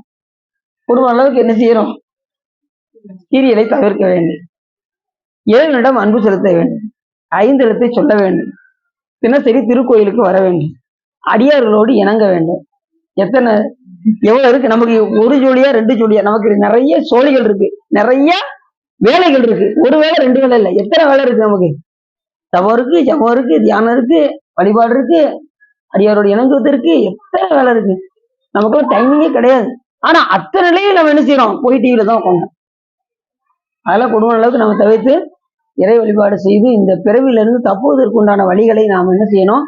காலகாலத்துல பார்க்க வேண்டும். அன்னைக்கெல்லாம் பாத்தீங்கன்னா உண்மையிலே சந்திராசோ பாராட்டம் இருக்கவே முடியல. இப்படி நடந்து வர கடைசி அது இவங்க கூட்டு வரணும் தான் இவங்க இருந்து நான் சந்திராசோவை கூட்டு வந்தேன். எல்லாரும் முன்னாடி போயிட்டாங்க. அடியனாமலைக்கு எல்லாரும் பார்க்காம இவரு போய்கிட்டு இருக்காங்க. அடின்னு தெரியும் உள்ள அடியனாமலைக்கு போனா சந்திராசோ உள்ள இருந்து வெளியே வராங்க. ஆகா இவங்க ஒரு ஆள் மட்டும் ஒருத்தருமே கிடையாது, எல்லாரும் போயிட்டாங்க. அடியனாமலைக்கு வேற யாருமே போகல. அடியனாமலை அப்படியே உள்ள தரிசனம் பண்ணிட்டு வாங்க, இருங்க சார் 2 பேரும் சேர்ந்து போவோம் அப்படின்னு சொல்லி தரிசனம் பண்ணிட்டு அங்க மெதுவா நடந்தாங்க. எல்லாரும் முன்னாடி தடுத்து போயிட்டாங்க. பிறகு எல்லாரும் அங்க போய் நிக்காங்க, ஈசானியத்துல போய் நிக்காங்க. ஒவ்வொருத்தரையும் ஆட்டோல ஏத்தி விட்டு இடத்துக்கு போச்சு. கடைசி நம்ம போனோம். எனக்கா அடியனாமலைக்கு போறது ரொம்ப சிறப்பு. ஏன்னா அங்க சாமி என்ன பண்ணாரு? பிரம்மா விஷ்ணுக்கு, சாமி இப்படி மலை வடிவாக இருக்கிறீங்களே, உங்களை எப்படி நாங்கள் பூசிப்பது அப்படின்னு யாரு கேட்கா? பிரம்மா விஷ்ணு சிவபெருமானை பார்த்து கேட்கறாங்க. இப்படி மலை வடிவாக இருந்தா எப்படி நாங்க அபிஷேகம் பண்றது, எப்படி மாலை போடுவது, என்ன சாமி செய்யறது அப்படின்றது. உடனே சாமி அப்படி குறுகி அடியனாமலையில அப்படின்னா அப்ப அந்த இதை போய் நம்ம கண்டிப்பா, நீங்க பாத்தீங்களா அடியனாமலை உள்ள போனீங்களா? ரைட் சைடு உள்ள போய் பார்த்துட்டு வந்துடணும். உங்களுக்கு ஞாபகம் இல்லை, எதுன்னு தெரியல. சரி, அது மாதிரி 8 அஷ்டலிங்கம், அடியண்ணாமலை, சூரியலிங்கம், சந்திரலிங்கம் சொல்லி ஒரு 2, அது போக நேர் அண்ணாமலை சொல்லி சுவாமிக்கு நேரா பின்னாடி நேர் அண்ணாமலை அது பார்த்துருப்பீங்க. நேர் அண்ணாமலை இப்படி நிறைய எங்க பார்த்தாலும் சிவலிங்கமா இருக்கும், ரொம்ப ஆனந்தமா இருக்கும். அருணாச்சலம் சுத்தும் போது முதல்ல இந்திரலிங்கம், அக்னிலிங்கம், யமலிங்கம், நிருதிலிங்கம், வர்ணலிங்கம், வாயுலிங்கம், குபேரலிங்கம், ஈஸ்வரலிங்கம், 8 அஷ்டலிங்கம், அது போக சூரியலிங்கம், சந்திரலிங்கம், நேர் அண்ணாமலை என்று வரிசையா நிறைய சிவலிங்கமா இருக்கும். எங்க பார்த்தாலும் சிவலிங்கமா தான் இருக்கும் அண்ணாமலை. சரிங்க, சரி அப்படி அருணாச்சலமாகிய அந்த அண்ணாமலையில சாமி அப்படி வீற்றிருக்கு கடைசி. ஆமா, இப்ப சுடுகாடே காணும். ஈசாலிங்கத்துல சுடுகாடே இல்லை, எல்லாம் மறைச்சு வச்சு கட்டிட்டாங்க. அற்புதம். ஆனா அடி நான் போராட்டம் பிரிவு சுத்தி போட்டு இருந்துச்சு, இந்த வட்டம் சுத்தி சுத்தி பார்க்க காணும்.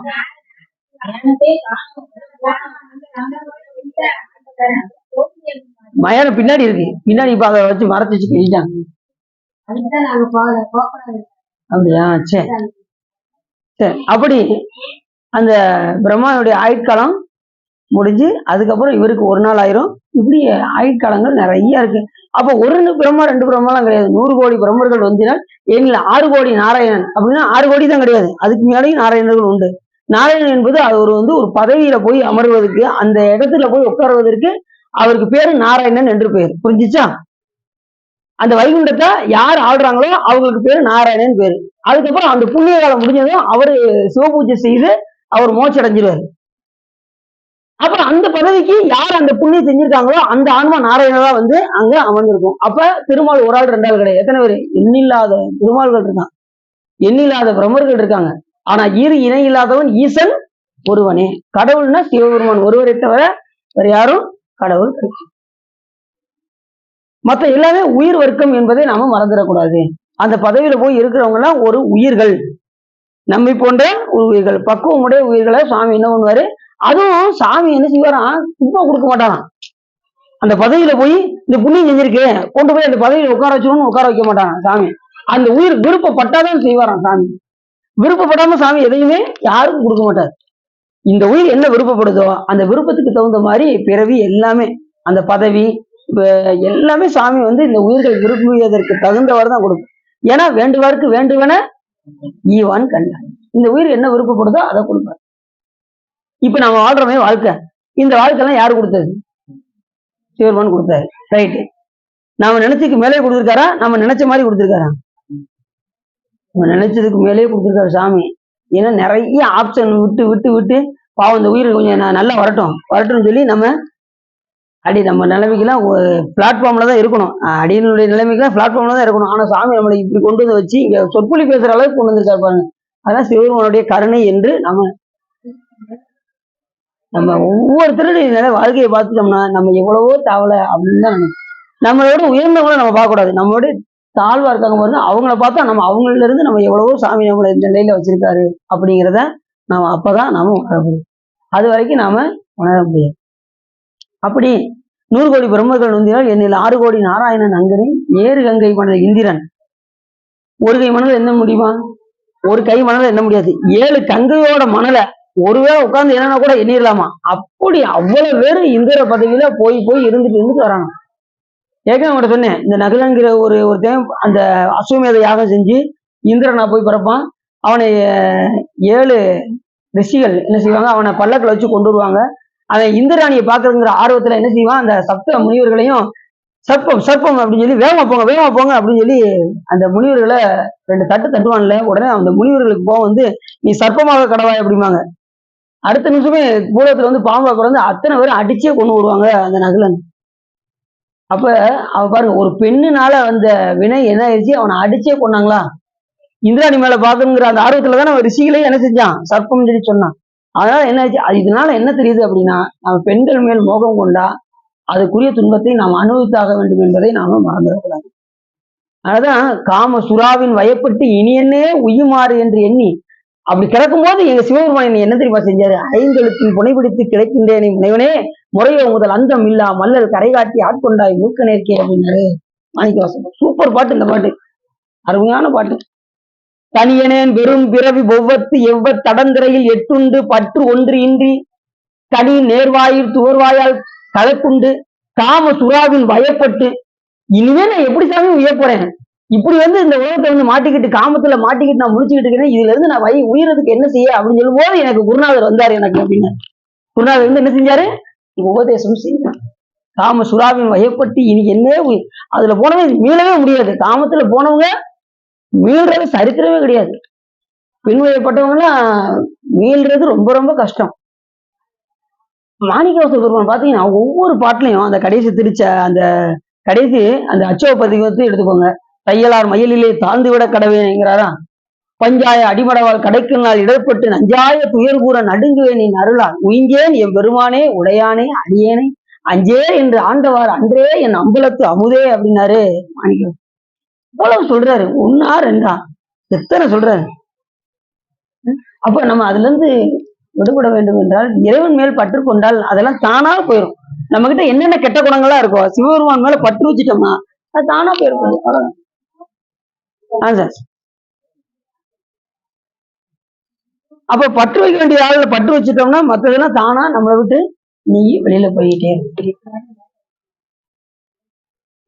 காமசுராவின் வயப்பட்டு இனி என்னே உயிமாறு என்று நீ ஐந்தெழுத்தின் கைவிடுத்து கிடக்கின்றேன் இறைவனே. அந்த நேரத்தில் எனக்கு தப்பு மாதிரி எனக்கு எது வந்து உதவிச்சு, அஞ்செழுத்து எனக்கு வந்து உதவியது அப்படின்னு. ஒரு உயிருக்கு குருநாதருடைய உபதேசம் கிடைத்தால் அந்த உயிர் தப்பிச்சிருச்சுன்னு வச்சுக்கோங்க. ஒரு உயிருக்கு குருநாதருடைய உபதேசம் கிடைத்து விட்டால் அவர்கள் இந்த பிறவியிலிருந்து தப்புவார்கள். மற்றவர்கள் தப்புவது ரொம்ப கஷ்டம். ஏன்னா பிறந்த பிறவியில் பேணியம் செல்வன் கடல் அடைவாருங்கிறாரு ஞானசம்பந்தர்.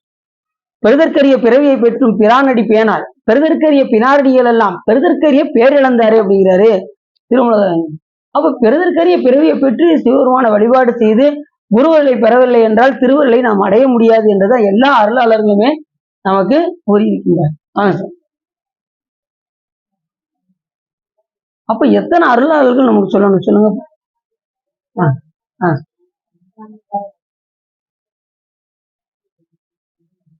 அன்ன ஊர்தி,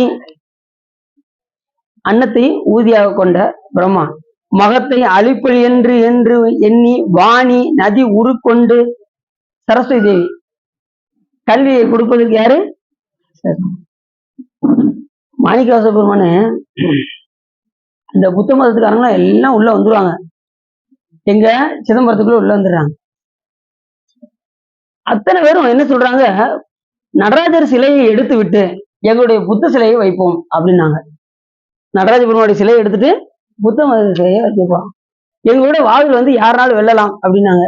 அந்த நேரத்தில் அந்த எல்லாம் பார்த்தாங்க, என்ன செய்ய ஏது செய்ய பெருமானே, இதுக்கு என்ன வழி, இப்படி வந்து ஒரு இக்கட்டான சூழ்நிலை ஆயிடுச்சு அப்படின்னதும் உடனே மாணிக்கவாச பெருமான் பாருங்க சார், இப்படி வந்து இங்கிட்டு விட இங்கிட்டு சரி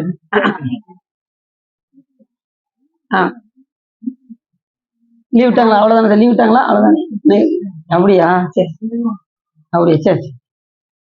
அப்படி புத்த மதத்து உள்ளவர்களெல்லாம் வாதில் வெல்ல வேண்டும் என்று அவர்களெல்லாம் சொன்னதும் உடனே என்ன செய்ய வேண்டும் என்று தெரியாமல் அந்தணர்கள் எல்லாம் சிவபெருமானிடம் போய் மன்றாடினார்கள். அப்பொழுது சிவபெருமான் சொன்னாரு, அப்ப ஊர் எல்லையில மாணிக்கவாச பெருமான் அப்படியே தியானம் பண்ணிட்டு இருந்தார். அப்படியே மனம் ஒன்றி சிவபெருமானை தியானித்துக் கொண்டிருக்கிறார். அப்பொழுது ஊர் எல்லையில் என்னுடைய அன்பன் இருக்கின்றான், அவனை போய் அலையுங்கள் வருவார் அப்படின்னு சொல்லி சுவாமி என்ன சொல்றாரு, அசிரீதி வாக்கா சிதம்பரத்துல சொல்றாரு. உடனே அத்தனை அந்தணர்களும் நேரம் எங்க போறாங்க, ஊர் எல்லையில போனா சுவாமி அவர் தவம் பண்ணிட்டு இருக்காரு. அப்ப எல்லாரும் கூப்பிடுறாங்க, இவருக்கு ஒண்ணுமே கேட்கல. அவர் எங்கேயில ஒன்றிட்டாரு, சாமிகிட்ட ஒன்றிட்டாரு. ரொம்ப மனம் ஒன்றினவங்க எல்லாம் வெளியில தெரியவே தெரியும், எத்தனை யுகங்கள் போகுதுன்னே தெரியாது. கண்ணை மூடிட்டாங்கன்னா சாமி மேல அன்பு வந்துருச்சு, ஒன்றிட்டாங்க அப்படின்னா காலம் போறதே தெரியாது. அப்படி மனம் ஒன்றி வழிபாடு பண்ணிட்டு இருப்பாரு. இவங்க கூப்பிடுவாங்க, ஒன்றும் கேட்காது. மறுபடியும் சிதம்பரத்துக்கு வந்தாங்க. சாமிகிட்ட வந்து, சாமி இப்படி சொல்லி அவங்க வரலையே, நாங்க என்ன செய்யறது அப்படின்னதும், அவரை மாணிக்க வாசகன் என்று அலையுங்கள் அப்படிம்பாரு சிவபெருமான். வந்து என்ன சொல்லுவாரு, ஏன் அப்படின்னா அதுக்கு வந்து தீட்சா நாமம், மணிவாசகர் என்பது தீட்சா நாமம். அவருடைய இயற்பெயர் என்னது, திருவாத ஊரடிகள். ஆனா கூப்பிடுவது அது சிவபெருமானுக்கும் அவருக்கு மட்டும்தான் தெரியும் அந்த பேரு, வேற யாருக்குமே தெரியாது. இப்ப நம்ம குருநாதர், முதல் குருநாதர் பேர் என்ன பேரு, திருவாரூரில முதல் குருநாதர் என்ன பேரு, நமச்சிவாய. அவர் உண்மையான பேர் என்ன பேரு, வைத்தியநாதர். அவர் பேர் என்ன பேரு, வைத்தியநாதர் தான் அவர் தீட்சா நாமம். அவருடைய குருநாதர் அவருக்கு நமச்சிவாய முத்திகள் என்று வைத்திருக்கின்றார். அது குருநாதருக்கும் சாமிக்கு மட்டும்தான் தெரியும், வேற யாருக்குமே தெரியாது. அதே போல மாணிக்க வாசக பெருமானுக்கும் நடராஜ பெருமானுக்கும் மட்டும்தான் தெரியும் அவங்களுடைய அந்த குரு உபதேசம். ஏன்னா ஏற்கனவே திருப்பரந்தூர்ல வந்து அவர் என்ன செஞ்சிருக்காரு, அந்த உபதேசத்தை செய்திருக்காரு. உபதேசம் எப்படி சொல்லியிருப்பாரு, உபதேசம் உடனே எல்லாம் கொடுக்க மாட்டாரு சாமி. இப்ப பக்குவம் அடையணும்னா உயிர் எந்த அளவுக்கு பக்குவமா இருக்கோ அப்பதான் குருநாதர் வருவார். அவர் அந்த அளவுக்கு பக்குவமா இருக்க போய் இதே சாமியை வந்து அவரை வந்து ஆட்கொள்ள வேண்டும் என்று வந்தார். கையில ஒரு ஏடு வச்சிருந்தாரு. உடனே பார்த்ததும் உடனே நமக்கு குருநாதர் இவர் தேடிக்கிட்டே இருந்தாரு. சாமி வந்து உட்கார்ந்துருக்காரு, கையில ஏடு வச்சிருக்காரு. சாமி இது என்ன அப்படின்னு கேட்டாரு. இது சிவஞான போதம் அப்படின்னாரு சாமி. என்ன சொன்னாரு? சிவஞான போதம். சிவஞான போதம் சொல்றீங்க, சிவம் என்றால் என்ன, ஞானம் என்றால் என்ன, போதம் என்றால் என்ன? எப்படி கேள்வி கேட்காரு பாருங்க மாணிக்கவாசக பெருமான், எப்படி கேள்வி கேட்கிறாரு பாருங்க. நாம என்ன செய்வோம்? சிவஞான போதமா, அது கொஞ்சம் விளக்கம் சொல்லுங்களேன் அப்படின்னு நம்ம என்ன சொல்லுவோம்? சாதாரணமா சொல்லுவோம். ஆனா அவர் என்ன சொன்னாரு? சிவம் என்றால் என்ன, ஞானம் என்றால் என்ன, போதம் என்றால் என்ன, இதை நீங்கள் கூறிவிட்டீர்கள் என்று சொன்னால் நீங்கள் என்னுடைய குருநாதராக ஆவீர்கள் என்று மாணிக்கவாசகர். அடுத்த நிமிஷமே அவர் என்ன பண்ணாரு? சிவம் என்றால் ஒப்புயர்வற்றது, உயர்வானது, அதை ஒப்பிட்டு எந்த பொருளையும் சொல்ல முடியாது, நிலையானது அப்படின்ட்டாரு சாமி. கேள்விக்கு என்ன சொன்னாரு? ஒப்புயர்வற்றது, நிலையானது, அதை ஒப்பிட்டு எந்த பொருளையும் சொல்ல முடியாது, அதுதான் சிவம்னாரு. ரெண்டாவது என்ன கேட்டாரு? சிவம் ஞானம் என்றால் என்ன அப்படின்னாரு. அதை பற்றி அறிவது ஞானம் அப்படின்னாரு. சிவத்தை பற்றி அறிவது ஞானம். அப்ப போதம் என்றால் என்ன சாமி அப்படின்னாரு. அதை பற்றி தெளிவது போதம் அப்படின்னாரு சிவபெருமான். உடனே என்ன செஞ்சாரு? திருவடியில விழுந்தாரு மாணிக்கவாசக பெருமான். யாரு தவடியில விழுந்தாரு? சிவபெருமான் திருவடியில விழுந்தாரு. உடனே சாமி 2 திருவடியும் தூக்கி அவர் தலையில், எனையார் திருவடி என் தலைமையில் வைத்தாலுமே துணையான சுற்றங்கள் அத்தனையும் துறந்து ஒளிந்தேன், அணையார் பொண்ணுதில்லை அம்பலத்தை ஆடுகின்ற புனையாளன் சீர்பாடி பூவல்லி. நாம எப்படி நாம என்ன பாட்டு பாடிட்டு பூ பறிக்கிறோம்? ஏதாவது பரவாயில்ல. ரொம்ப ஒருத்தர் அந்த இது ஆண்டாள் கோயிலுக்கு பின்னாடி சினிமா பாட்டை போட்டுட்டு பூ பறிச்சுக்கிட்டு இருக்கு. அது பறிக்கலாமா? சதுரகிரிக்கு நடந்து போய்கிட்டு இருக்கும்போது சினிமா பாட்டை போட்டுட்டு பாதி பேர் நடந்து போறாங்க மேல. சாமி பாட்டை போட்டு பக்தி பாட்டை போட்டுட்டு போனா கூட பிரச்சனை இல்லை. மெயினா திருமுறை தான் போட்டு கேட்டு போனோம். அவங்க சாதாரண பக்தி பாடல் கேட்டு போனா கூட பிரச்சனை இல்லை. சினிமா பாட்டை போட்டுக்கிட்டு அப்படிதான் வேகமா நடப்பாங்களாம். எப்படி ஐடியா பார்த்தீங்களா? சரி, அறியாத மக்கள் அவங்க கொஞ்சம் கொஞ்சமா தான் சாமி தான் உணர்த்தி தான் வரும். சாதாரணமா எந்த உயிரும் வந்துடாது. அப்படி அத்தனை பேரும் போய் மாணிக்கவாசக பெருமானை போய் மாணிக்க வாசகா என்று அழைத்தார்கள். அப்படியே இந்த உபதேசம் வந்து சுவாமியில சொன்னாருன்னா அப்படி கண்ணை முடிச்சாரு மாணிக்கவாசக பெருமான். தில்லையினுடைய எல்லையில இருந்து முடித்தார். அத்தனை பேரையும் அப்படியே பார்த்தார். எல்லா அந்தனர்களும் 3000 அந்தனர்களும் வந்து கூப்பிட்டாங்க. சாமி நமக்கு இங்கதான் வேலை இருக்குன்னு சொல்லி கூப்பிட்டாரு. இந்த வேலை இதுதான் போல அப்படின்னு சொல்லி புத்தரை வாதில் வெல்ல வேண்டும் என்று அங்கே வந்து என்ன பண்ணாரு? எல்லாரும் என்ன கேட்டாங்க? சிவபெருமானை பத்தி ஒவ்வொரு கேள்வியா கேட்டாங்க. அந்த எல்லா கேள்விக்குமே சாமி திருச்சாளர்ல பதில் சொல்லியிருக்காரு. பூசுவதும் வெந்நீர், பூண்பதும் பொங்கரவும், பேசுவதும் திருவாயான், மறை போலும் காணேடி, பூசுவதும் பேசுவதும் பூண்பதும் கொண்டென்னை, ஈசனவன் எவ்வுயிருக்கும் இயல்பானன் ஆளலோ என்று அந்த அவங்க கேட்ட கேள்விக்கெல்லாம் பதில் சொல்லும் போது அவர் என்ன பண்ணாரு? அவங்க ரொம்ப கேள்வி கேட்டுட்டே இருந்தாங்களா, உடனே அந்த நேரத்துல அப்படி சரஸ்வதியை பார்த்தாரு. யாரு? மாணிக்கவாசக பெருமான். சரஸ்வதி தேவியே, நீ ஏற்கனவே தச்சனுடைய வேள்வியில நீ மூக்கறுப்பட்டது உனக்கே தெரியும் அப்படின்னாரு. என்ன சொன்னாரு? தச்சனுடைய வேள்விக்கு சிவபெருமான ஒதுக்கி அங்க போனதுனால அவர் மூக்கு அறுபட்டது. யாருக்கு? சரஸ்வதி தேவிக்கு. நாமகள் நாசி அறுபட்டது. அதனால என்ன சொன்னாரு? இப்படி மேல பார்த்தாரு. உடனே அடுத்த நிமிஷமே புத்தருடைய அத்தனை அவருடைய வாய் பேச முடியாம ஆக்கிட்டாரு. இப்ப பேச்சு ஆற்றல் யாரு கொடுக்க முடியும்? சரஸ்வதி தான் கொடுப்பாங்க. ஆனா சிவபெருமான் அருளால் அவங்க கொடுப்பாங்க. சிவபெருமான் தான் எல்லாமே செய்வாரு. ஆனா அதுக்குரிய அதிதெய்வமாகிய சரஸ்வதி தேவியை வைத்து அவர் செய்வார். இப்ப நாவல்கள் எல்லாருடைய நாவல இருந்து போயிட்டாங்க. இப்ப யாராலையும் பேச முடியல. புத்தருடைய அத்தனுடைய திருவாயும் பேச முடியும். அது திருவாய் கிடையாது, வெறுவாய். ஏன்னா சாமியை பத்தி நினைக்காத வாயெல்லாம் வெறுவாய்.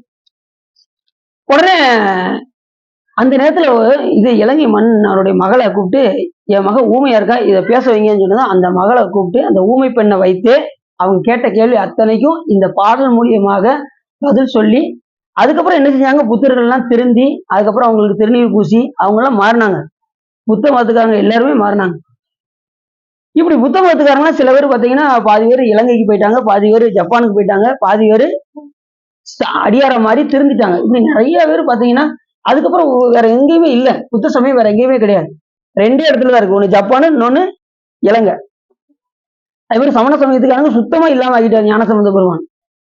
புத்த மதம் மட்டும்தான் கொஞ்சம் அங்கங்க பேச தெரியுது. மத்த மதம்லாம் எங்க சமண மதம்லாம் கிடையவே கிடையாது. புத்த கையில புத்த மதம் தான். அதுதான் சொல்றேன், புத்தர் தான் இருக்காங்கன்னு சொல்றேன். வேற எந்த சமயமும் இல்லை. ஞானசம்பந்த பெருமானும் அப்பயே வந்து வாதில் வென்று அவங்க அத்தனை பேரும் சமணவர்கள்லாம் கழுவுமலை ஏறினாங்க. 8000 பேரும். அதுல பாதி பேர் திருந்தி திருநீர் பூசி அடியார் ஆகிட்டாங்க. அன்னைக்கு ஐயா சொல்லியிருந்தாங்களா சரணசுவா, அதுல பார்த்துருப்பீங்கல்ல. அப்படி பல பேர் திருநீர் பூசி அடியாரமா இருக்காங்க. பாதி பேர் கழுவு மரத்துல அந்த வைராக்கியம் உள்ளவங்க கழுவு மரத்துல ஏறி இறந்து போயிட்டாங்க. என்ன காரணம் அப்படின்னா அவரு அடுத்த பிறவியில் அவர்கள் நல்ல பிறவி எடுக்க வேண்டும் என்பதற்காக ஞானசம்பந்த பெருமான் அவர்களை ஒன்றும் சொல்லலை. ஏன் அப்படின்னா அவங்க சிவன் அடியார்களுக்கு நெருப்பு வைத்த காரணத்தினால், மடத்தில் தீ வைத்த காரணத்தினால் இந்த பிறவியிலே அவர்கள் அனுபவித்து ஆக வேண்டும், இல்லைன்னா அவங்க நரகத்தில் போய் தண்டனை அனுபவிப்பார்கள் என்பதற்காக ஞானசம்பந்த பெருமான் கருணைதான் செய்தாரே தவிர அவங்கள ஒதுக்கெல்லாம் செய்யல. சாமி எல்லாமே நல்லதுக்கு தான் செஞ்சாரு ஞானசம்பந்த பெருமான். இது ஒரு வேதனையோட போயிடும் கழுகுமுறை ஏறுறது. ஆனா நரகத்துல போய் அனுபவிக்கிறது எத்தனை ஆண்டுகள் அனுபவிக்க முடியும்னு சொல்ல முடியாது. ஏன்னா அடியார்கள் செய்யறது ரொம்ப மீண்டே வர முடியாது. அடியார்களுக்கு தீங்கு செஞ்சா மீண்டு வருவது ரொம்ப கஷ்டம். அதனாலதான் ஞானசம்பந்த பெருமான் தடுத்தாரு. இப்ப சிவபெருமான்கிட்ட ஒரு தப்பு செஞ்சா கூட சாமி வந்து மன்னிச்சிருவாரு. ஆனா அடியார்கள் செய்யறத சாமி மன்னிக்கவே மாட்டார். அது பேர் குருநாதருக்கு செய்யறதும் அப்படித்தான். குருநாதர் வந்து இகழ்வா யாராவது பேசிட்டாங்கன்னு வச்சுக்கோங்களேன், 100 பிறவி, நல்லா தெரிஞ்சுக்கோங்க, 100 பிறவி நாயா பிறக்கணும். தெருநாயா பிறந்து கார்லையும் இதுலையும் அடிபட்டே இறக்கணும் தெருநாயாக. இப்ப எத்தனையோ தெருநாயெல்லாம் இறக்கல. அது என்ன காரணம்னா அவங்க எல்லாம் குருநாதரை இகழ்ந்து பேசிய காரணத்தினால் அவர்கள்லாம் திருநாயாக பிறந்து எல்லா இதுலயும் அடிபட்டு தான் இறப்பாங்க. 100 பிறவி அந்த மாதிரி இருக்கணும். யார் சொல்ற? திருமூலர் சொல்றாரு. அதனால குருநாதர்லாம் என்ன செய்யக்கூடாது? இகழ்வாக பேசக்கூடாது, அடியார்களை இகழ்வா பேசக்கூடாது. கூடுமான அளவுக்கு அடியார்கள் மேல் நாம் அன்பு செலுத்த வேண்டும். அந்த விபூதியும் ருத்ராட்சத்தையும் தான் பார்க்கணும், நீங்க ஆளை பார்க்க கூடாது. இப்ப அடியார்களை பார்த்தாச்சுன்னா அந்த விபூதி ருத்ராட்சத்தையும் பார்த்து எவரேனும் தாமாகவே எவரேனும் விளாளத்திட்ட திருநீரும் சாதனமும் கண்டால் உள்கி ஓராதே அவரவரை கண்டபோதே உகந்தடிமை திறம் நினைந்து இவர் தேவர் அவர் தேவர் என்று 2 ஆட்டாது ஈசன் திறமே பேணி தவறாதே தொழும் அடியார் நெஞ்சினுள் கண்டாப்பூர் நடுதறியை காணலாமே என்று திரு நாவுக்கரசர் பெருமான் சொல்வதற்கு இணங்க அந்த விபூதி ருத்ராட்ச சாதனத்தை பார்த்ததுமே ஈசன் திறமே பேணி அவங்க எப்படி பார்க்கணும்? சிவபெருமானாக பார்க்கணும். அப்படிதான் 63 ஆயன்மார்கள் பார்த்தாங்க, சிவபெருமானாக பார்த்தாங்க. இல்லைன்னா நம்ம மீள முடியுமா சொல்லுங்க பார்ப்போம்.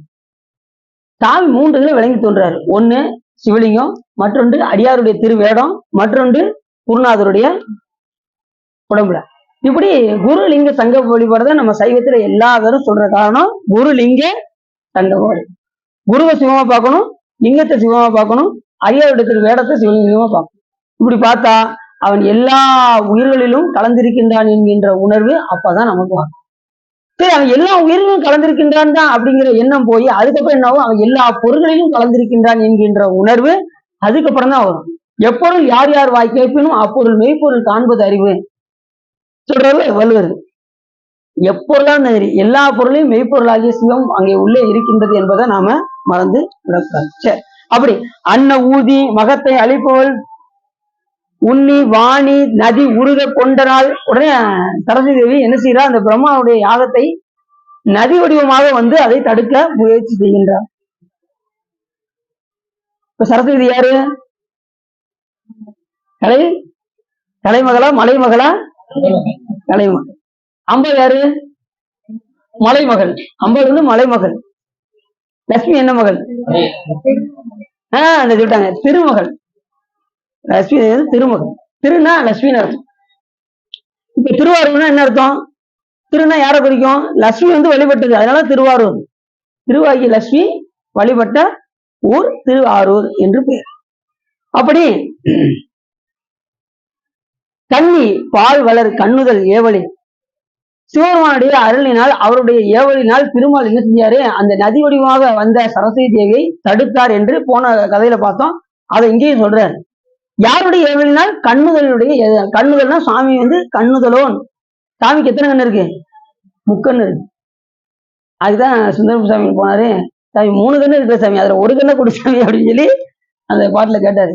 மற்றை கண்டான் தாராது ஒளிந்தாள் வாழ்ந்து போதீரே குற்றம் ஒன்றும் செய்தது இல்லை கொத்தையாக்கினீர்.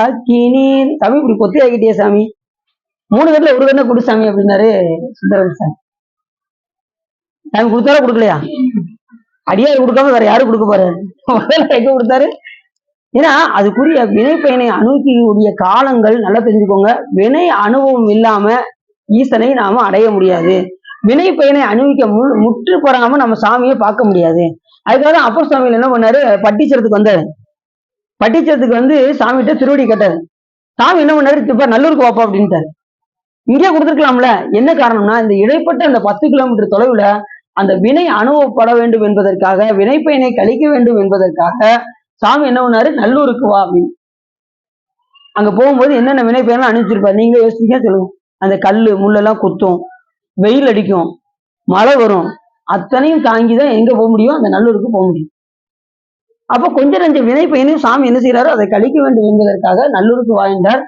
அப்படி வந்ததுமே சிவபெருமான் என்ன பண்ணாராம், இந்த காலையில பிள்ளைகளை போய் நம்ம ஸ்கூல்ல போய் விடுவோம் பாத்தீங்களா, விடுவோம்ல, ஸ்கூல்ல விடுவோமா, சாயங்காலம் நீங்க கூப்பிடும் போது எப்படி போய் கூப்பிட போவீங்க, பிள்ளைகளை நம்ம பிள்ளைகளை போய் கூப்பிடுறதுக்கு எப்படி தெரியுமா போவீங்க, ஒவ்வொரு பிள்ளையும் அப்படி பாப்பீங்க, வேகமா ஓடும், குடு குடு குடு குடுன்னு ஓடும்.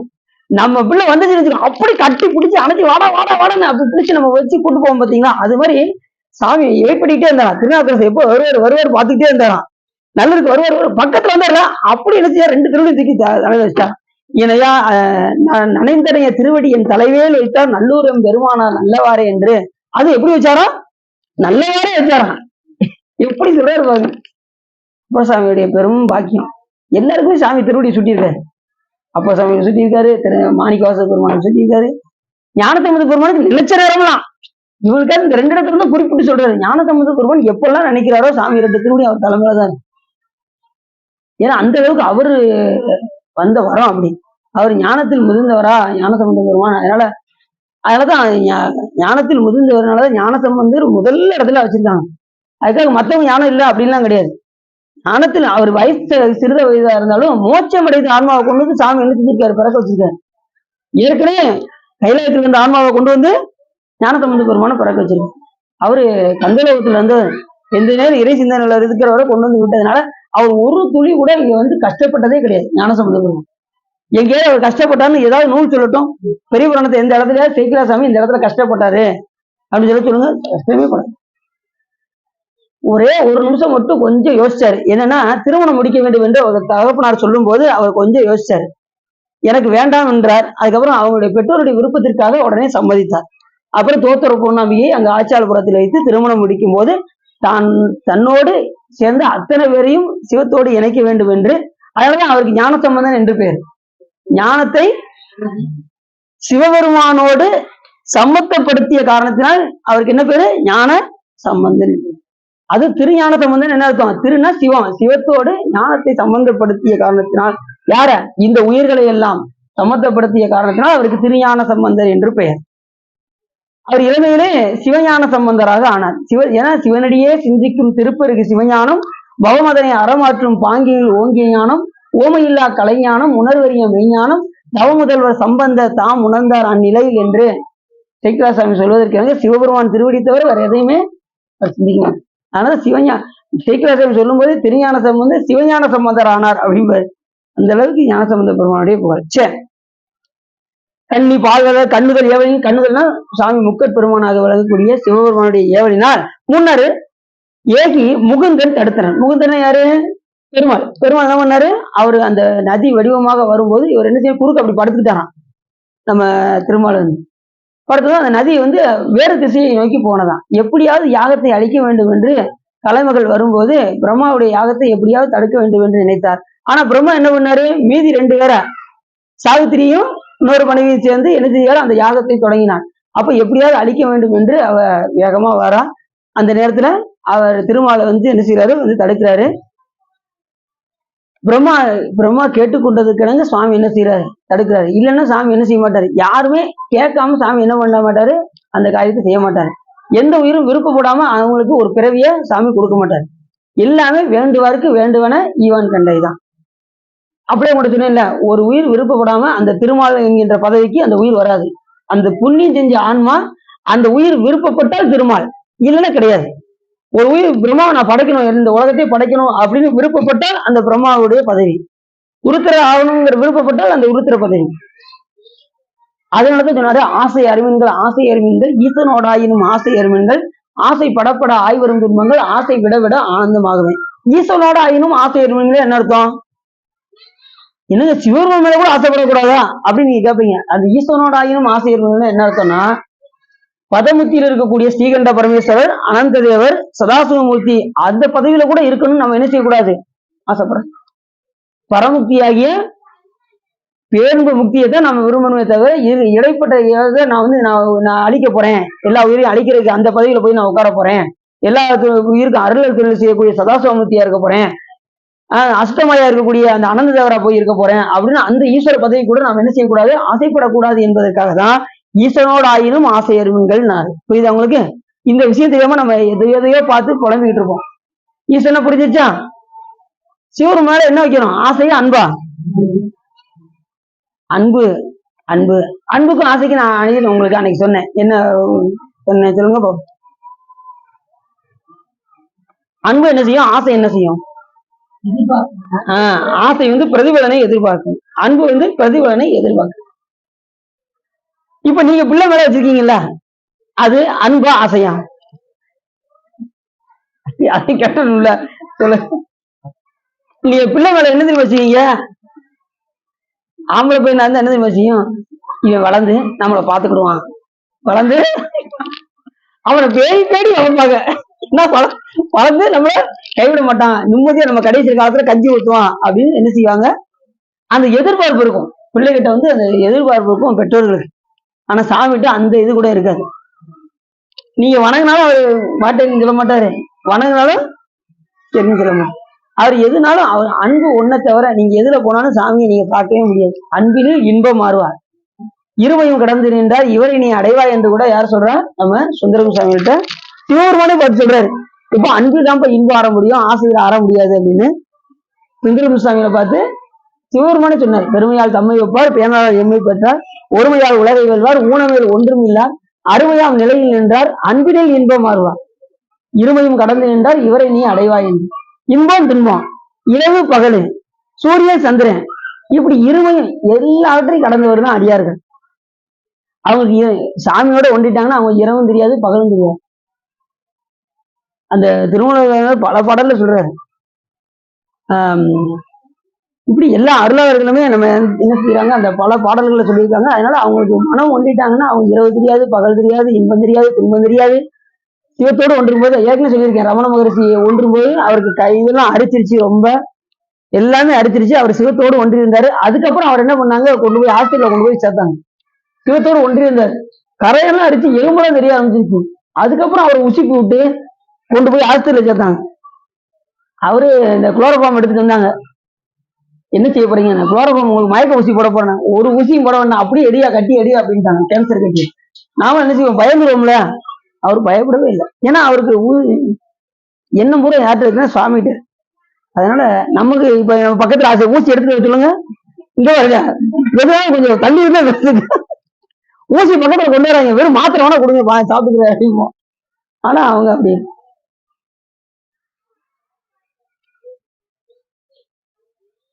முகந்தன் தடுத்தனன் அங்கங்கு எழுதி தடுத்தும் அலங்கிடா பொங்கு வேக புது நதி நள்ளிரா துங்க காஞ்சியில் துண்ணென தோன்றடும் சங்க பாணி தளந்தளி உற்றரும். ஆனா இவர் என்ன செய்யறாரு, அடங்காம அது மறுபடியும் அந்த நதி புகுந்து புகுந்து வேற திசையை நோக்கி வந்தாலும் அங்க என்ன செஞ்சாரு, கடைசி எங்க வந்தாலும் காஞ்சியில் வந்ததுனால அங்க சங்கபாணி தளர்ந்து அழிவுற்றரும் பெருவிலர் கொடியாகிய பிறங்கு மற்ற கருணை காத்தவன் சொல். அந்த நேரத்துல இவர் என்ன பண்ணாராம், அந்த நேரத்துல ஒரு சிவலிங்க ஸ்தாபனம், இவரு எங்க போனாலும் இது போய்கிட்டே இருந்ததா, அந்த நதி போய்கிட்டே இருந்துச்சா, உடனே திருமல் என்ன பண்ணாராம், அந்த இடத்துல சிவலிங்க தாவனம் பண்ணா. அதுதான் ஆதிபிதேசர் என்று பெயர். ஆதிபிதேசர் என்ற சிவலிங்கத்தை அவர் தியாவனம் செய்து அங்கே சிவபூஜை செய்தார் திருமால். இதுதான் முக்கியமான பாயிண்ட் இந்த கதையில. முக்கியமான பாயிண்ட் என்னன்னா, அந்த இடத்துல இவரால் தடுக்க முடியல, உடனே என்ன செஞ்சாரு, உடனே சிவலிங்க ஸ்தாபனம் செய்து சிவபூஜை செய்த காரணத்தினால்தான் அவரால் தடுக்க முடிந்ததே தவிர மற்ற நேரத்தில் அவரால் தடுக்க முடியல.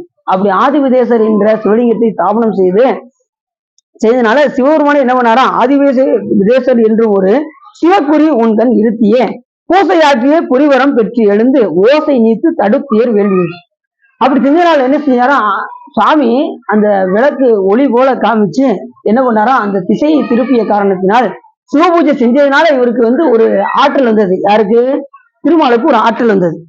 விளக்கொலி போல் இருந்து அதை காத்ததனால் விளக்கொலி பெருமான் என்று அந்த இடத்துல பேரு. அங்க சிவபெருமானே அவருக்கு பேர் கொடுத்திருக்காரு. இந்த கதையில என்ன தெரியுது அப்படின்னா, ஒருத்தருக்கு நாமம் வரணும்னாலும் சிவபெருமான் அருளாம என்ன செய்ய முடியாது, அவருக்கு நாமம் வராது. விளக்கொலி பெருமாள் என்று சிவபெருமான் அவருக்கு பேர் வைக்கிறான். விளக்கொலி போல இருந்து அந்த திசையை திருப்பி விட்ட காரணத்தினால் அவரால் ஒண்ணும் செய்ய முடியல. கடைசி வந்து என்ன சரண்டர் ஆயிடுறா யார்ட்ட பிரம்மாட்ட வந்து. அதுக்கப்புறம் அவரோடு சேர்ந்து அவர் வேலை நடத்துறாருன்னு நம்ம சென்ற கையில பார்த்தோம். இந்த இடைப்பட்ட கேப்ல அவரால் ஒண்ணும் செய்ய முடியல. உடனே அவர் சிவ பூஜை செய்யறாரு அப்படிங்கிற இந்த கதையில வருது. போன கதையை விட இந்த கதையில இந்த ஆதிபதேசர் சிவலிங்கத்தை ஆமா அங்க விளக்கொலி பெருமாள் தான் ஆதிபதேசரை வழிபாடு செய்யறாரு. வழிபாடு செய்து சாமியா அவர் பேரை வைக்கிற திருமால் தான் அவர் பேரு. அவர் சாமி அந்த விளக்கொலி போல இருந்து அந்த திசை திருப்பி விட்ட காரணத்தினால அதனால விளக்கொலி பெருமாள் என்று சிவபெருமான் அந்த ஆதிபதேசர் தான் அவருக்கு பேரு சொல்றாரு. காஞ்சிபுரத்துல வடதிசையில வடதிசையில எண்ணற்ற சிவலிங்கம் 1 2 கிடையாது. அத்தனை கதையிலுமே ஏகப்பட்ட 7 முனிவர்கள் சப்த ரிஷிகள் 7 முனிவர்கள் பாத்தீங்களா அவங்க பாத்திருக்காங்க. காஞ்சிபுரத்துல 7 முனிவர்கள் வழிபட்ட சிவலிங்கத்தை பாத்திருக்காங்க. இப்படி ஒவ்வொரு திசையிலும் வடதிசை தென் திசை மேற்கு திசை ஒவ்வொரு திசையிலும் சிவலிங்கங்கள் ஒவ்வொருத்தரும் தியாவனம் பண்ணி பண்ணி பண்ணி பண்ணி வழிபாடு செஞ்சிருக்காங்க. அப்ப அதனாலதான் காஞ்சி மாநகர் என்ன பேருன்னா கோயில் நகர்னே பேரு. காஞ்சிபுரம் ஆதிபதேசர் கோயில் இருக்கு. விதேசர் ஆதி விதேசர் ஆதி அப்படின்னா யாரு? பெருமாள். விளக்கொலி பெருமாள் பக்கத்துல வச்சிருப்பாங்க. அந்த சிவலிங்கத்து பக்கத்துல வச்சிருப்பாரு. ஏன்னா அவர் தான் சாமி கொடுத்துருக்காரா, அவர் தான் பூசிக்கிறாரு பெருமான. பக்கத்துல விளக்கொலி பெருமாள் இருக்கு அவருக்கு. அது மாதிரி இந்த அத்திவரதர் எல்லாம் இந்த கதையில தான் வருது. அத்திவரதர் சுவாமி தான் அவருக்கு அந்த அத்திவரதர்னு பேர் கொடுத்துருக்காரு. அத்தினா யானை, வரதுன்னா அவரு வரதா வரதா அப்படின்னு சொல்லி சுவாமி சொல்லுவாரு. அப்புறம் தான் நீ அத்திவரதன் சுவாமி தான் அவருக்கு பேர் கொடுக்காரு. இதுல இருந்து என்ன தெரியுது அப்படின்னா எந்த ஒரு நாமமா இருந்தாலும் சிவபெருமான் கொடுத்து வர வந்தது என்பதை நாம மறந்துடும். எல்லா தெய்வத்துக்கும் சரி எல்லா உயிருக்கும் சரி இப்ப இந்த பிறகுல எனக்கு அடியனுக்கு சரவணன் தான் அப்படின்னு யார் முடிவு பண்ணணும்? நம்ம முடிவு பண்ணா வராது. சிவபெருமான் முடிவு பண்ணாதான் அந்த பேர் வரும். கந்தமால் அப்படின்னா யாரு வரும்? இல்ல வேலாயுதம் இப்படி ஏதாவது ஒரு பேர் வைக்கிறோம்னு வச்சுக்கோங்க. அந்த பேரு வரணும்னா சிவபெருமான் அருளாம நமக்கு அந்த பேரு நமக்கு வராது. சில பேர் பாத்தீங்கன்னா பேரு வைக்கிறதே தெரியாது. அப்படி கூட சுவாமி இருக்காரு. என்ன பேர் வச்சாலும் சரி எல்லாமாவும் இருக்காரு. ஏன்னா அதான் சொல்லிட்டாரு அருணாத பெருமான் அழகா சொல்லிட்டாரு, நீ எந்த பேர் வச்சாலும் அது சிவபெருமான் பேரு தான் அப்படின்ட்டு. நாராயணா அப்படின்னா யார் பேரு? சிவபெருமான் பேரு. நீங்க திருப்பதியில போய் அழகா நாராயணான்னு சொல்ல கூட யாரு அவரு சிவபெருமான் தான் அந்த. இப்ப ஆதி உபதேசர் அப்படின்னா ஆதி ஆகிய ஆதிமோகம் சொல்றாங்கல்ல, பெருமாள் வந்து ஆதிமோகம் சொல்றாங்க பார்த்திருக்கீங்க, கேள்விப்பட்டிருக்கீங்களா? ஆதினா இவர் வந்து ஆதிதான். ஆனா சாமி எப்படின்னா ஆதி அந்தமும் ஆதியும் இல்லாதவர். சாமிக்கு பிறப்பும் கிடையாது இறப்பும் கிடையாது, தொடக்கமும் கிடையாது முடிவும் கிடையாது. ஆதி அந்தமும் இல்லாத அருட்பெரும் ஜோதிங்கிறார்ல, ஆதியும் அந்தமும் இல்லாறு பெரும் சோதியை ஆம்பாட கேட்டேயும் வாழ்த்தடங்கன். யார் பாடுறா?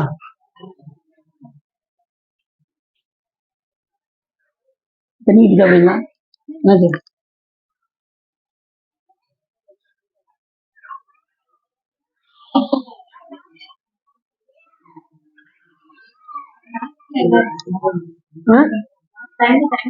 தண்ணி குடிக்க தண்ணி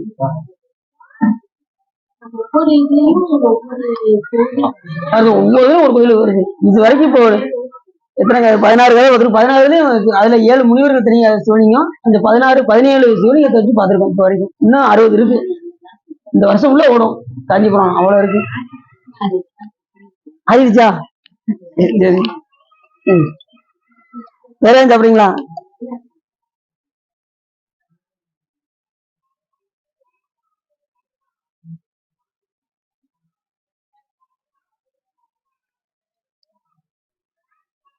ஆதிபதேஸ்வரர் பெருமான் வணங்குகிறார்கள். வேண்டிய வரங்களை எல்லாம் இந்த தளத்துல வந்து யார் வழிபாடு செய்கிறார்களோ அப்ப திருமால் கேட்காரு, இந்த தளத்துல வந்து வழிபாடு செய்யறவங்களுக்கு வேண்டிய வரங்களையும் முக்தியும் அருள்வீராக என்று திருமால் கேட்காரு. உடனே சுவாமி அவ்வாறே ஆகட்டும் என்று சிவபெருமான் சொல்றாரு. எந்த ஒரு தளத்துல? ஆதிபதேஸ்வரர் தளத்துல திருமால் கேட்க சுவாமி அந்த வரத்தை அவருக்கு தருகின்றார் என்று கேட்டாங்க. அதாவது சிவ பூஜையில வந்து ரொம்ப முக்கியமானது இந்த சாமி வந்து தொழணும்னா சாதாரண விஷயம் கிடையாது. அது அந்த இந்த இதுல சொல்றாரு, சிவபெருமான் வந்து 5 முகத்துல இருந்து சிவபெருமானுடைய பஞ்சமுகம் இருக்கு பாருங்க.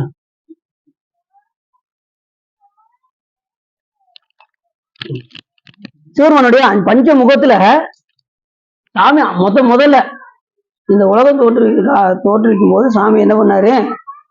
5 முகத்தில இருந்து 5 ஆதி சிவாச்சாரியர்களை தோற்றுவித்தார். ஆதி சிவாச்சாரியர். 5 முகத்துல ஆதி சிவாச்சாரியர்களை வச்சுதான் முதல்ல சிவ பூஜையை சாமி செய்ய வச்சார். அதுக்கப்புறம் ஒரு முதல்ல ஆதி சிவாச்சாரியர்கள் வருவதற்கு முன்னாடி ஆதி 5 மனுமயன் என்று அந்த தச்சர், கொல்லர் அந்த 5 பேர் விஸ்வகர்மாவை சாமி என்ன செஞ்சாரு, 5 முகத்திலிருந்து கொண்டு வந்து அவங்க சிலையை உருவாக்குறதுக்கு மட்டும்தான் அவங்களுக்கு அனுமதி உண்டு. ஆனா தொட்டு பூஜிக்கிறதுக்கு அடுத்த 5 பேரை தொட்டு வைத்தார். அதுதான் ஆதி சிவாச்சாரியர்கள். அந்த ஆதி சிவாச்சாரியர்கள் தான் சிவபெருமானை தொட்டு பூசிக்க முடியும், மற்றவர்கள் பூசிக்க முடியாது. அப்ப விஸ்வபெருமாக்களை யாருன்னா சிவபெருமானுடைய பஞ்சமுகத்திலிருந்து வந்தவர்கள். அதே மாதிரி ஆதி சிவாச்சாரிகள் பஞ்சமுகத்திலிருந்து வந்தவர்கள். அப்ப அவங்களும் தொட முடியும், மற்றவங்களெல்லாம் சாமிய தொட முடியாது. அப்படி எப்போதும் இனிய பிரான் இன்னருளால் எப்போதும் அந்த ஆதி சிவாச்சாரியர்கள் எப்படி இருப்பாங்கன்னா, இனிய பிரான் சாமியை தேனாய் என் அமுதமுமாய் துப்பிக்கும் சிவபெருமான் தானே எனது உள்ளம் புகுந்து அடியேற்கு அருள் செய்தான் என்று கூறுவதற்கிறாங்க. சிவபெருமான் அப்படின்னு சொன்னாலே நமக்கு உள்ளம் எப்படி ஆகுது, குறிப்படைதா. இனிய பிரானாக இருக்காரா சாமி? நீங்க சின்ன பிள்ளைங்க எத்தனையோ தெய்வத்தை நீங்க வணங்கியிருப்பீங்க, ஆனா சிவபெருமான்ட்ட உங்களுக்கு எப்படி இருக்கு ஆனந்தம்? அந்த ஆனந்தத்தை எல்லை இல்லாத ஆனந்தம். இல்லை இல்லை நீ கருணை எம்பிரான் ஏது கொண்டிரான் ஏது செய்திருன் என்று கூட மாணிக்கவாசக பெருமான் சொல்றார். அப்படி எல்லையில்லாத கருணையுடைய பெருமானை எப்போதும் இனிய பிரான் இன்னருளால் மெய்ப்போல நெறி வந்த விதிமுறையும் வலுவாமை. அந்த ஆதி சிவாச்சாரியர்கள் எப்படி இருப்பாங்கன்னா, சைவ ஆகமத்தில் என்ன சொல்லப்பட்டிருக்கின்றதோ அந்த சொல்லப்பட்டதற்கு இணங்காக அந்த விதிமுறை மாறாமல் சாமி ஆகமத்தில் சொல்லியிருப்பான், இப்படிதான் தன்னை பூசிக்க வேண்டும் என்று சாமி என்ன செய்வாரு, நாகம் தெளிவு வச்சிருக்காரு பாத்தீங்களா. அந்த விதிமுறை வலுவாம என்ன செய்வாங்க அந்த ஆதி சிவாச்சாரியர்கள் சிவபூஜை பண்ணலாம். எப்படிதான் சிவபூஜை பண்ணலாம் அப்படிங்கிறது முக்கியம் இல்லை, இப்படித்தான் சிவபூஜை பண்ணணும் அப்படின்னு ஒரு நெறி இருக்குல்ல, அந்த நெறிப்படி செய்யறவங்க தான் ஆதி சிவாச்சாரியர். இது எதுல சொல்றாருன்னா, சேக்கிழ சாமி சொல்றாரு, அந்த 30 திருமேனி தின்றாங்க. 30 இந்த 3 காலமும் இறைவனை பூசிக்கின்றவர் 30 திருமேனி தின்றார். 63 நாயன்மார்கள்ல தொகையடியாராக வருபவர்கள் இந்த 30 திருமேனி தின்றுவார்கள். அப்போ சாமி எப்படி இருக்காரு அப்படின்னா, அவங்க அந்த 5 சிவாச்சாரியர்கள் எப்படி இருக்காங்க, நெறி வந்த விதிமுறை வலுவாமை அப்போதைக்கு அப்புறம் என்ன அர்த்தம், ஒவ்வொரு காலத்துக்கு தகுந்தவாறு ஆர்வம் மிகும் அன்பினராய். சும்மா சிவபூஜை பண்றதுலாம் கிடையாது, அன்போடு சிவபூஜை பண்ணணும். ஏதோ காலத்துல எந்திரிச்சோம், டக்கு டக்குன்னு டைம் ஆகுது, டக்கு டக்குன்னு பூஜையை முடிச்சோம், கிளம்பணும், ஓடணும் அப்படின்னு இல்லாம அந்த கொஞ்ச நேரம் உட்கார்ந்தாலும் என்ன செய்யணும், இறைவன் மேல அன்பு கலந்து நம்ம வழிபாடு.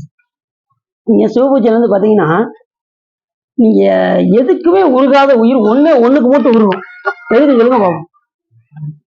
சொல்லிட்டாங்க, பாட்டு பாடினா உருகும் உயிர். நீங்க என்ன கிரியை நீங்க செஞ்சாலும் அதுல கூட உருகாது.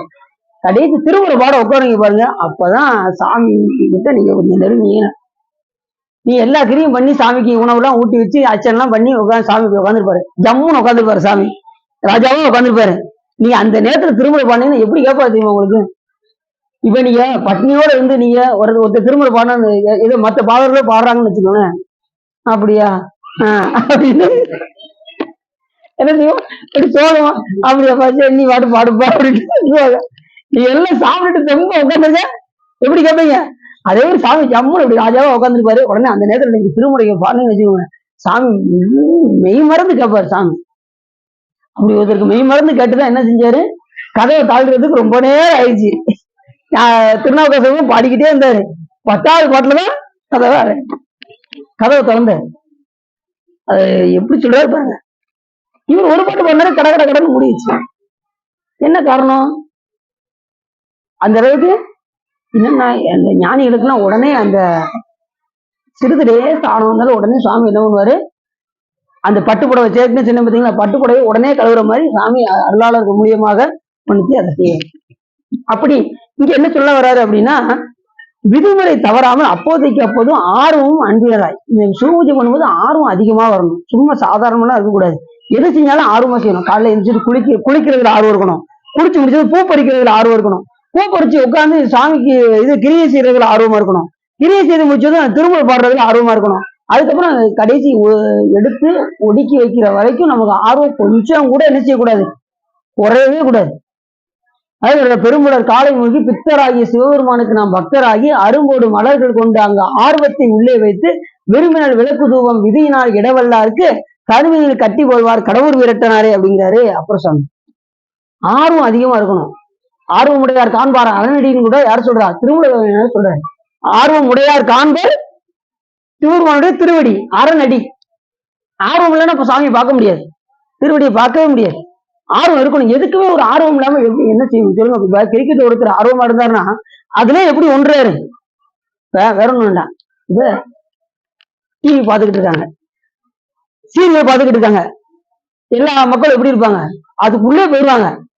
எங்க வீட்டுல தட்டி தட்டி எடுத்தாலும் பார்த்தா போறான் எங்க ஒரு அவங்களே கழிச்சு வச்சுப்போம் அப்படின்னு. அந்த நேரத்தை திருடனே இருந்தாலும் என்ன செய்யாது, அவங்களுக்கு தெரியாது. இந்த சாவி நீ எடுத்துக்க போ அப்படின்னு இருக்க சாவி எடுத்து கொடுத்துருவாங்க. அவன் ஒண்ணுனா கடத்திட்டு போயிட்டே இருப்பாங்க. வெளியில ஹீரோ கட்லு எல்லாம் வெளியில போவோம். கடைசி சீலை முடிச்சக்கமா பார்த்தா ஒண்ணு இருக்காது, ஒண்ணு இருக்காது. அவன் எதுக்குள்ள போயிட்டோம், உருக்குள்ள போயிட்டோம்ல.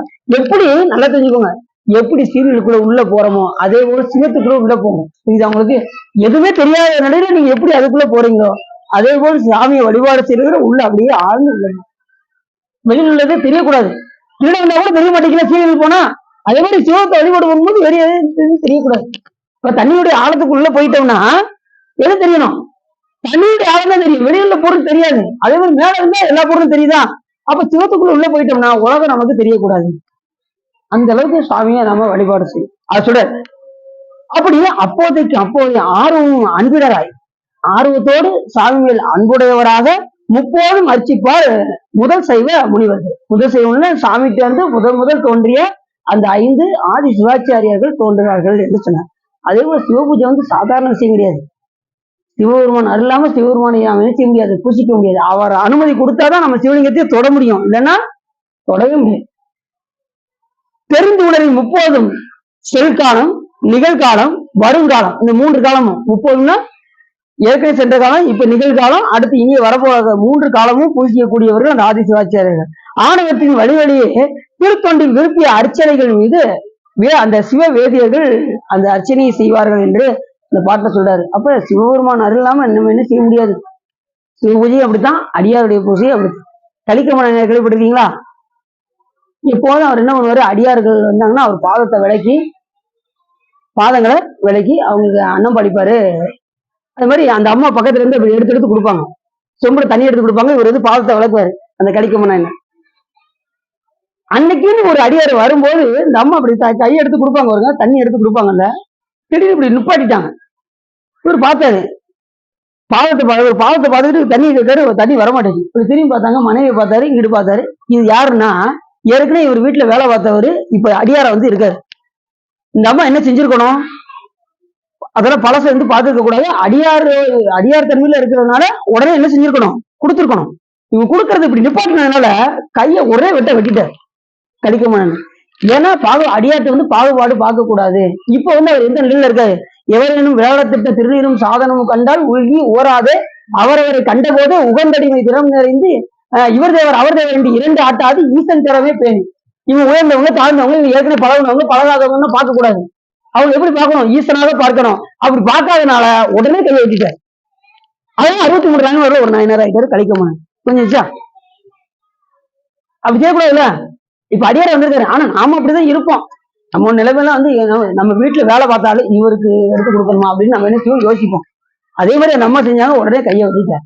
ஏன்னா அப்படி கொடுக்க மறுத்த கையை வெட்டி. இன்னைக்கு 63 நாயன்மார்கள் ஒரு ஏற்கனவே வீட்டுல வேலை செஞ்சதா இருந்தாலும் கூட நாம என்ன செய்யணும். இப்ப அடியார் வந்து நிக்கிறாங்க, வேடத்துக்கு தான் நம்ம மதிப்பு கொடுக்க முடியாது, ஆளை நம்ம பார்க்க கூடாது. அவங்க உயர்ந்தவங்க தாழ்ந்தவங்க. அதனாலதான் அப்ப சாமி அந்த இடத்துல போட்டாரு, இவர் தேவர் அவர் தேவர் என்று 2 ஆட்டாது ஈசன் திறமே பேணிட்டார். ஏன்னா அடியார்ட்ட நம்ம எல்லாம் என்ன செய்வோம், பாகுபாடு பார்ப்போம். இவங்க உயர்ந்தவங்க, இவங்க தாழ்ந்தவங்க, இவங்க பழகுனவங்க, இவங்க பழகாதவங்க, இவங்க கூட நம்ம பேச மாட்டோம். அடியார் இப்படி வந்து நம்ம இப்படி ஓடிக்கிட்டு இருக்கோம். அப்படிலாம் போகலாமா? குடும்ப அளவுக்கு நம்ம அந்த வேடத்தை பார்த்து நம்ம என்ன செய்யணும், முதல்ல மரியாதையை செலுத்த வேண்டும். வணக்கத்தை ஐயா சிவாய நம்ம முடிஞ்சு போச்சு. இதுல என்ன வந்துட போகுது, ஐயரை பார்த்தா ஒரு சிவாய நம்ம. அவங்க வணங்குறாங்க இல்லையா, நாம அந்த வேடத்தை பார்த்து வணக்கம் போட்டு நம்ம போய்கிட்டே இருக்கணும். அதுதான் சதனம். அப்படி இந்த 30 திருமணி தீண்டவர்கள் அப்படிலாம் இருப்பாங்க. அப்படின்னா சிவபூஜை வந்து கொஞ்சம் கிடையாது. சிவபூஜையில நிறைய இருக்கு. சாமி அன்போடு நாம் பூசித்தால் சிவபெருமான் எல்லையில்லாத அருளை கொடுப்பார். இந்த கதையை நம்ம என்ன தெரிஞ்சுக்கிட்டோம்?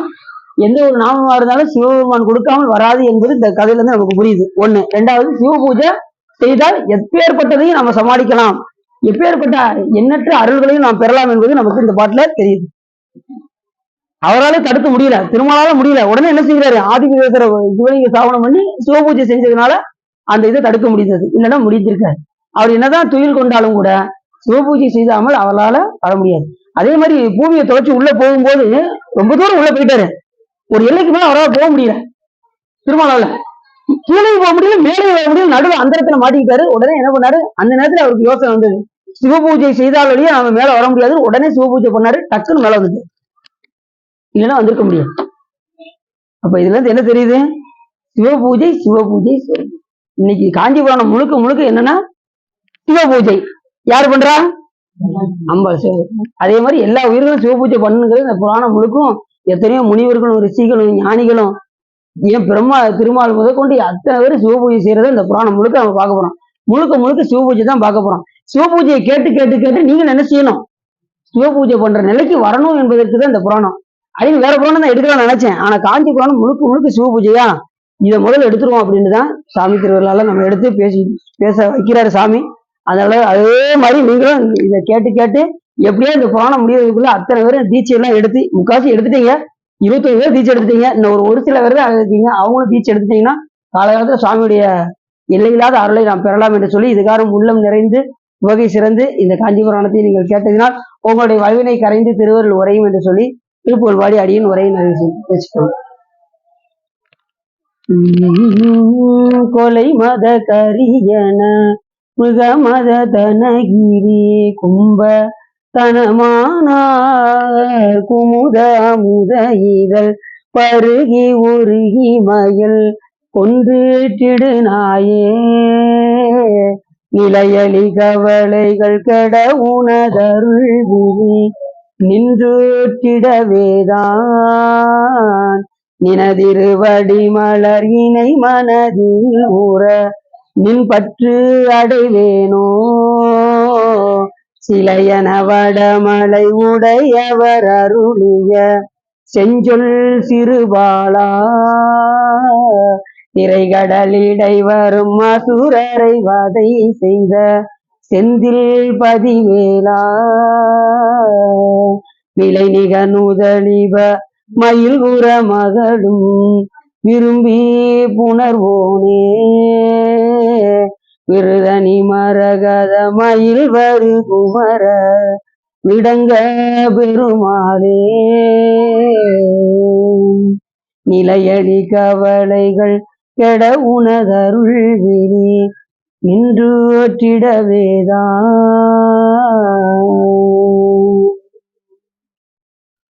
கைலாய பரமவே சிவஞான போத நெறி காட்டும் என்னை பயில்வாய் மிகண்டான் சந்ததிக்கோர் மெய்ஞான பானுவாய் உயிலாரும் பொழில் திருவாவுடு தெளிவாள் ஒரு நமச்சிவாய் தேவன் சைலாதி மரப்படைவன் திருமரபு நீதூரி தலகுமாதோ வான்முகில் வளாது வேகமளிவளம் சுரக்க மன்னன் கோன்முறை அரசு செய்க குறைவில்லாத உயிர்கள் வாழ்க நான்மறை அறங்கள் ஓங்க நட்டமும் வெள்ளி மல்க மேன்மைகள் சைவ நீதி விளங்குக உலகம் எல்லாம். அழகம பார்வதி பதையே என்னாடு தேவனே போற்றி. வெற்றிவேல் உங்களுக்கு திருச்சிட்டம்பலம், தில்லையம்பலம், பொன்னம்பலம், அருணாச்சலம்.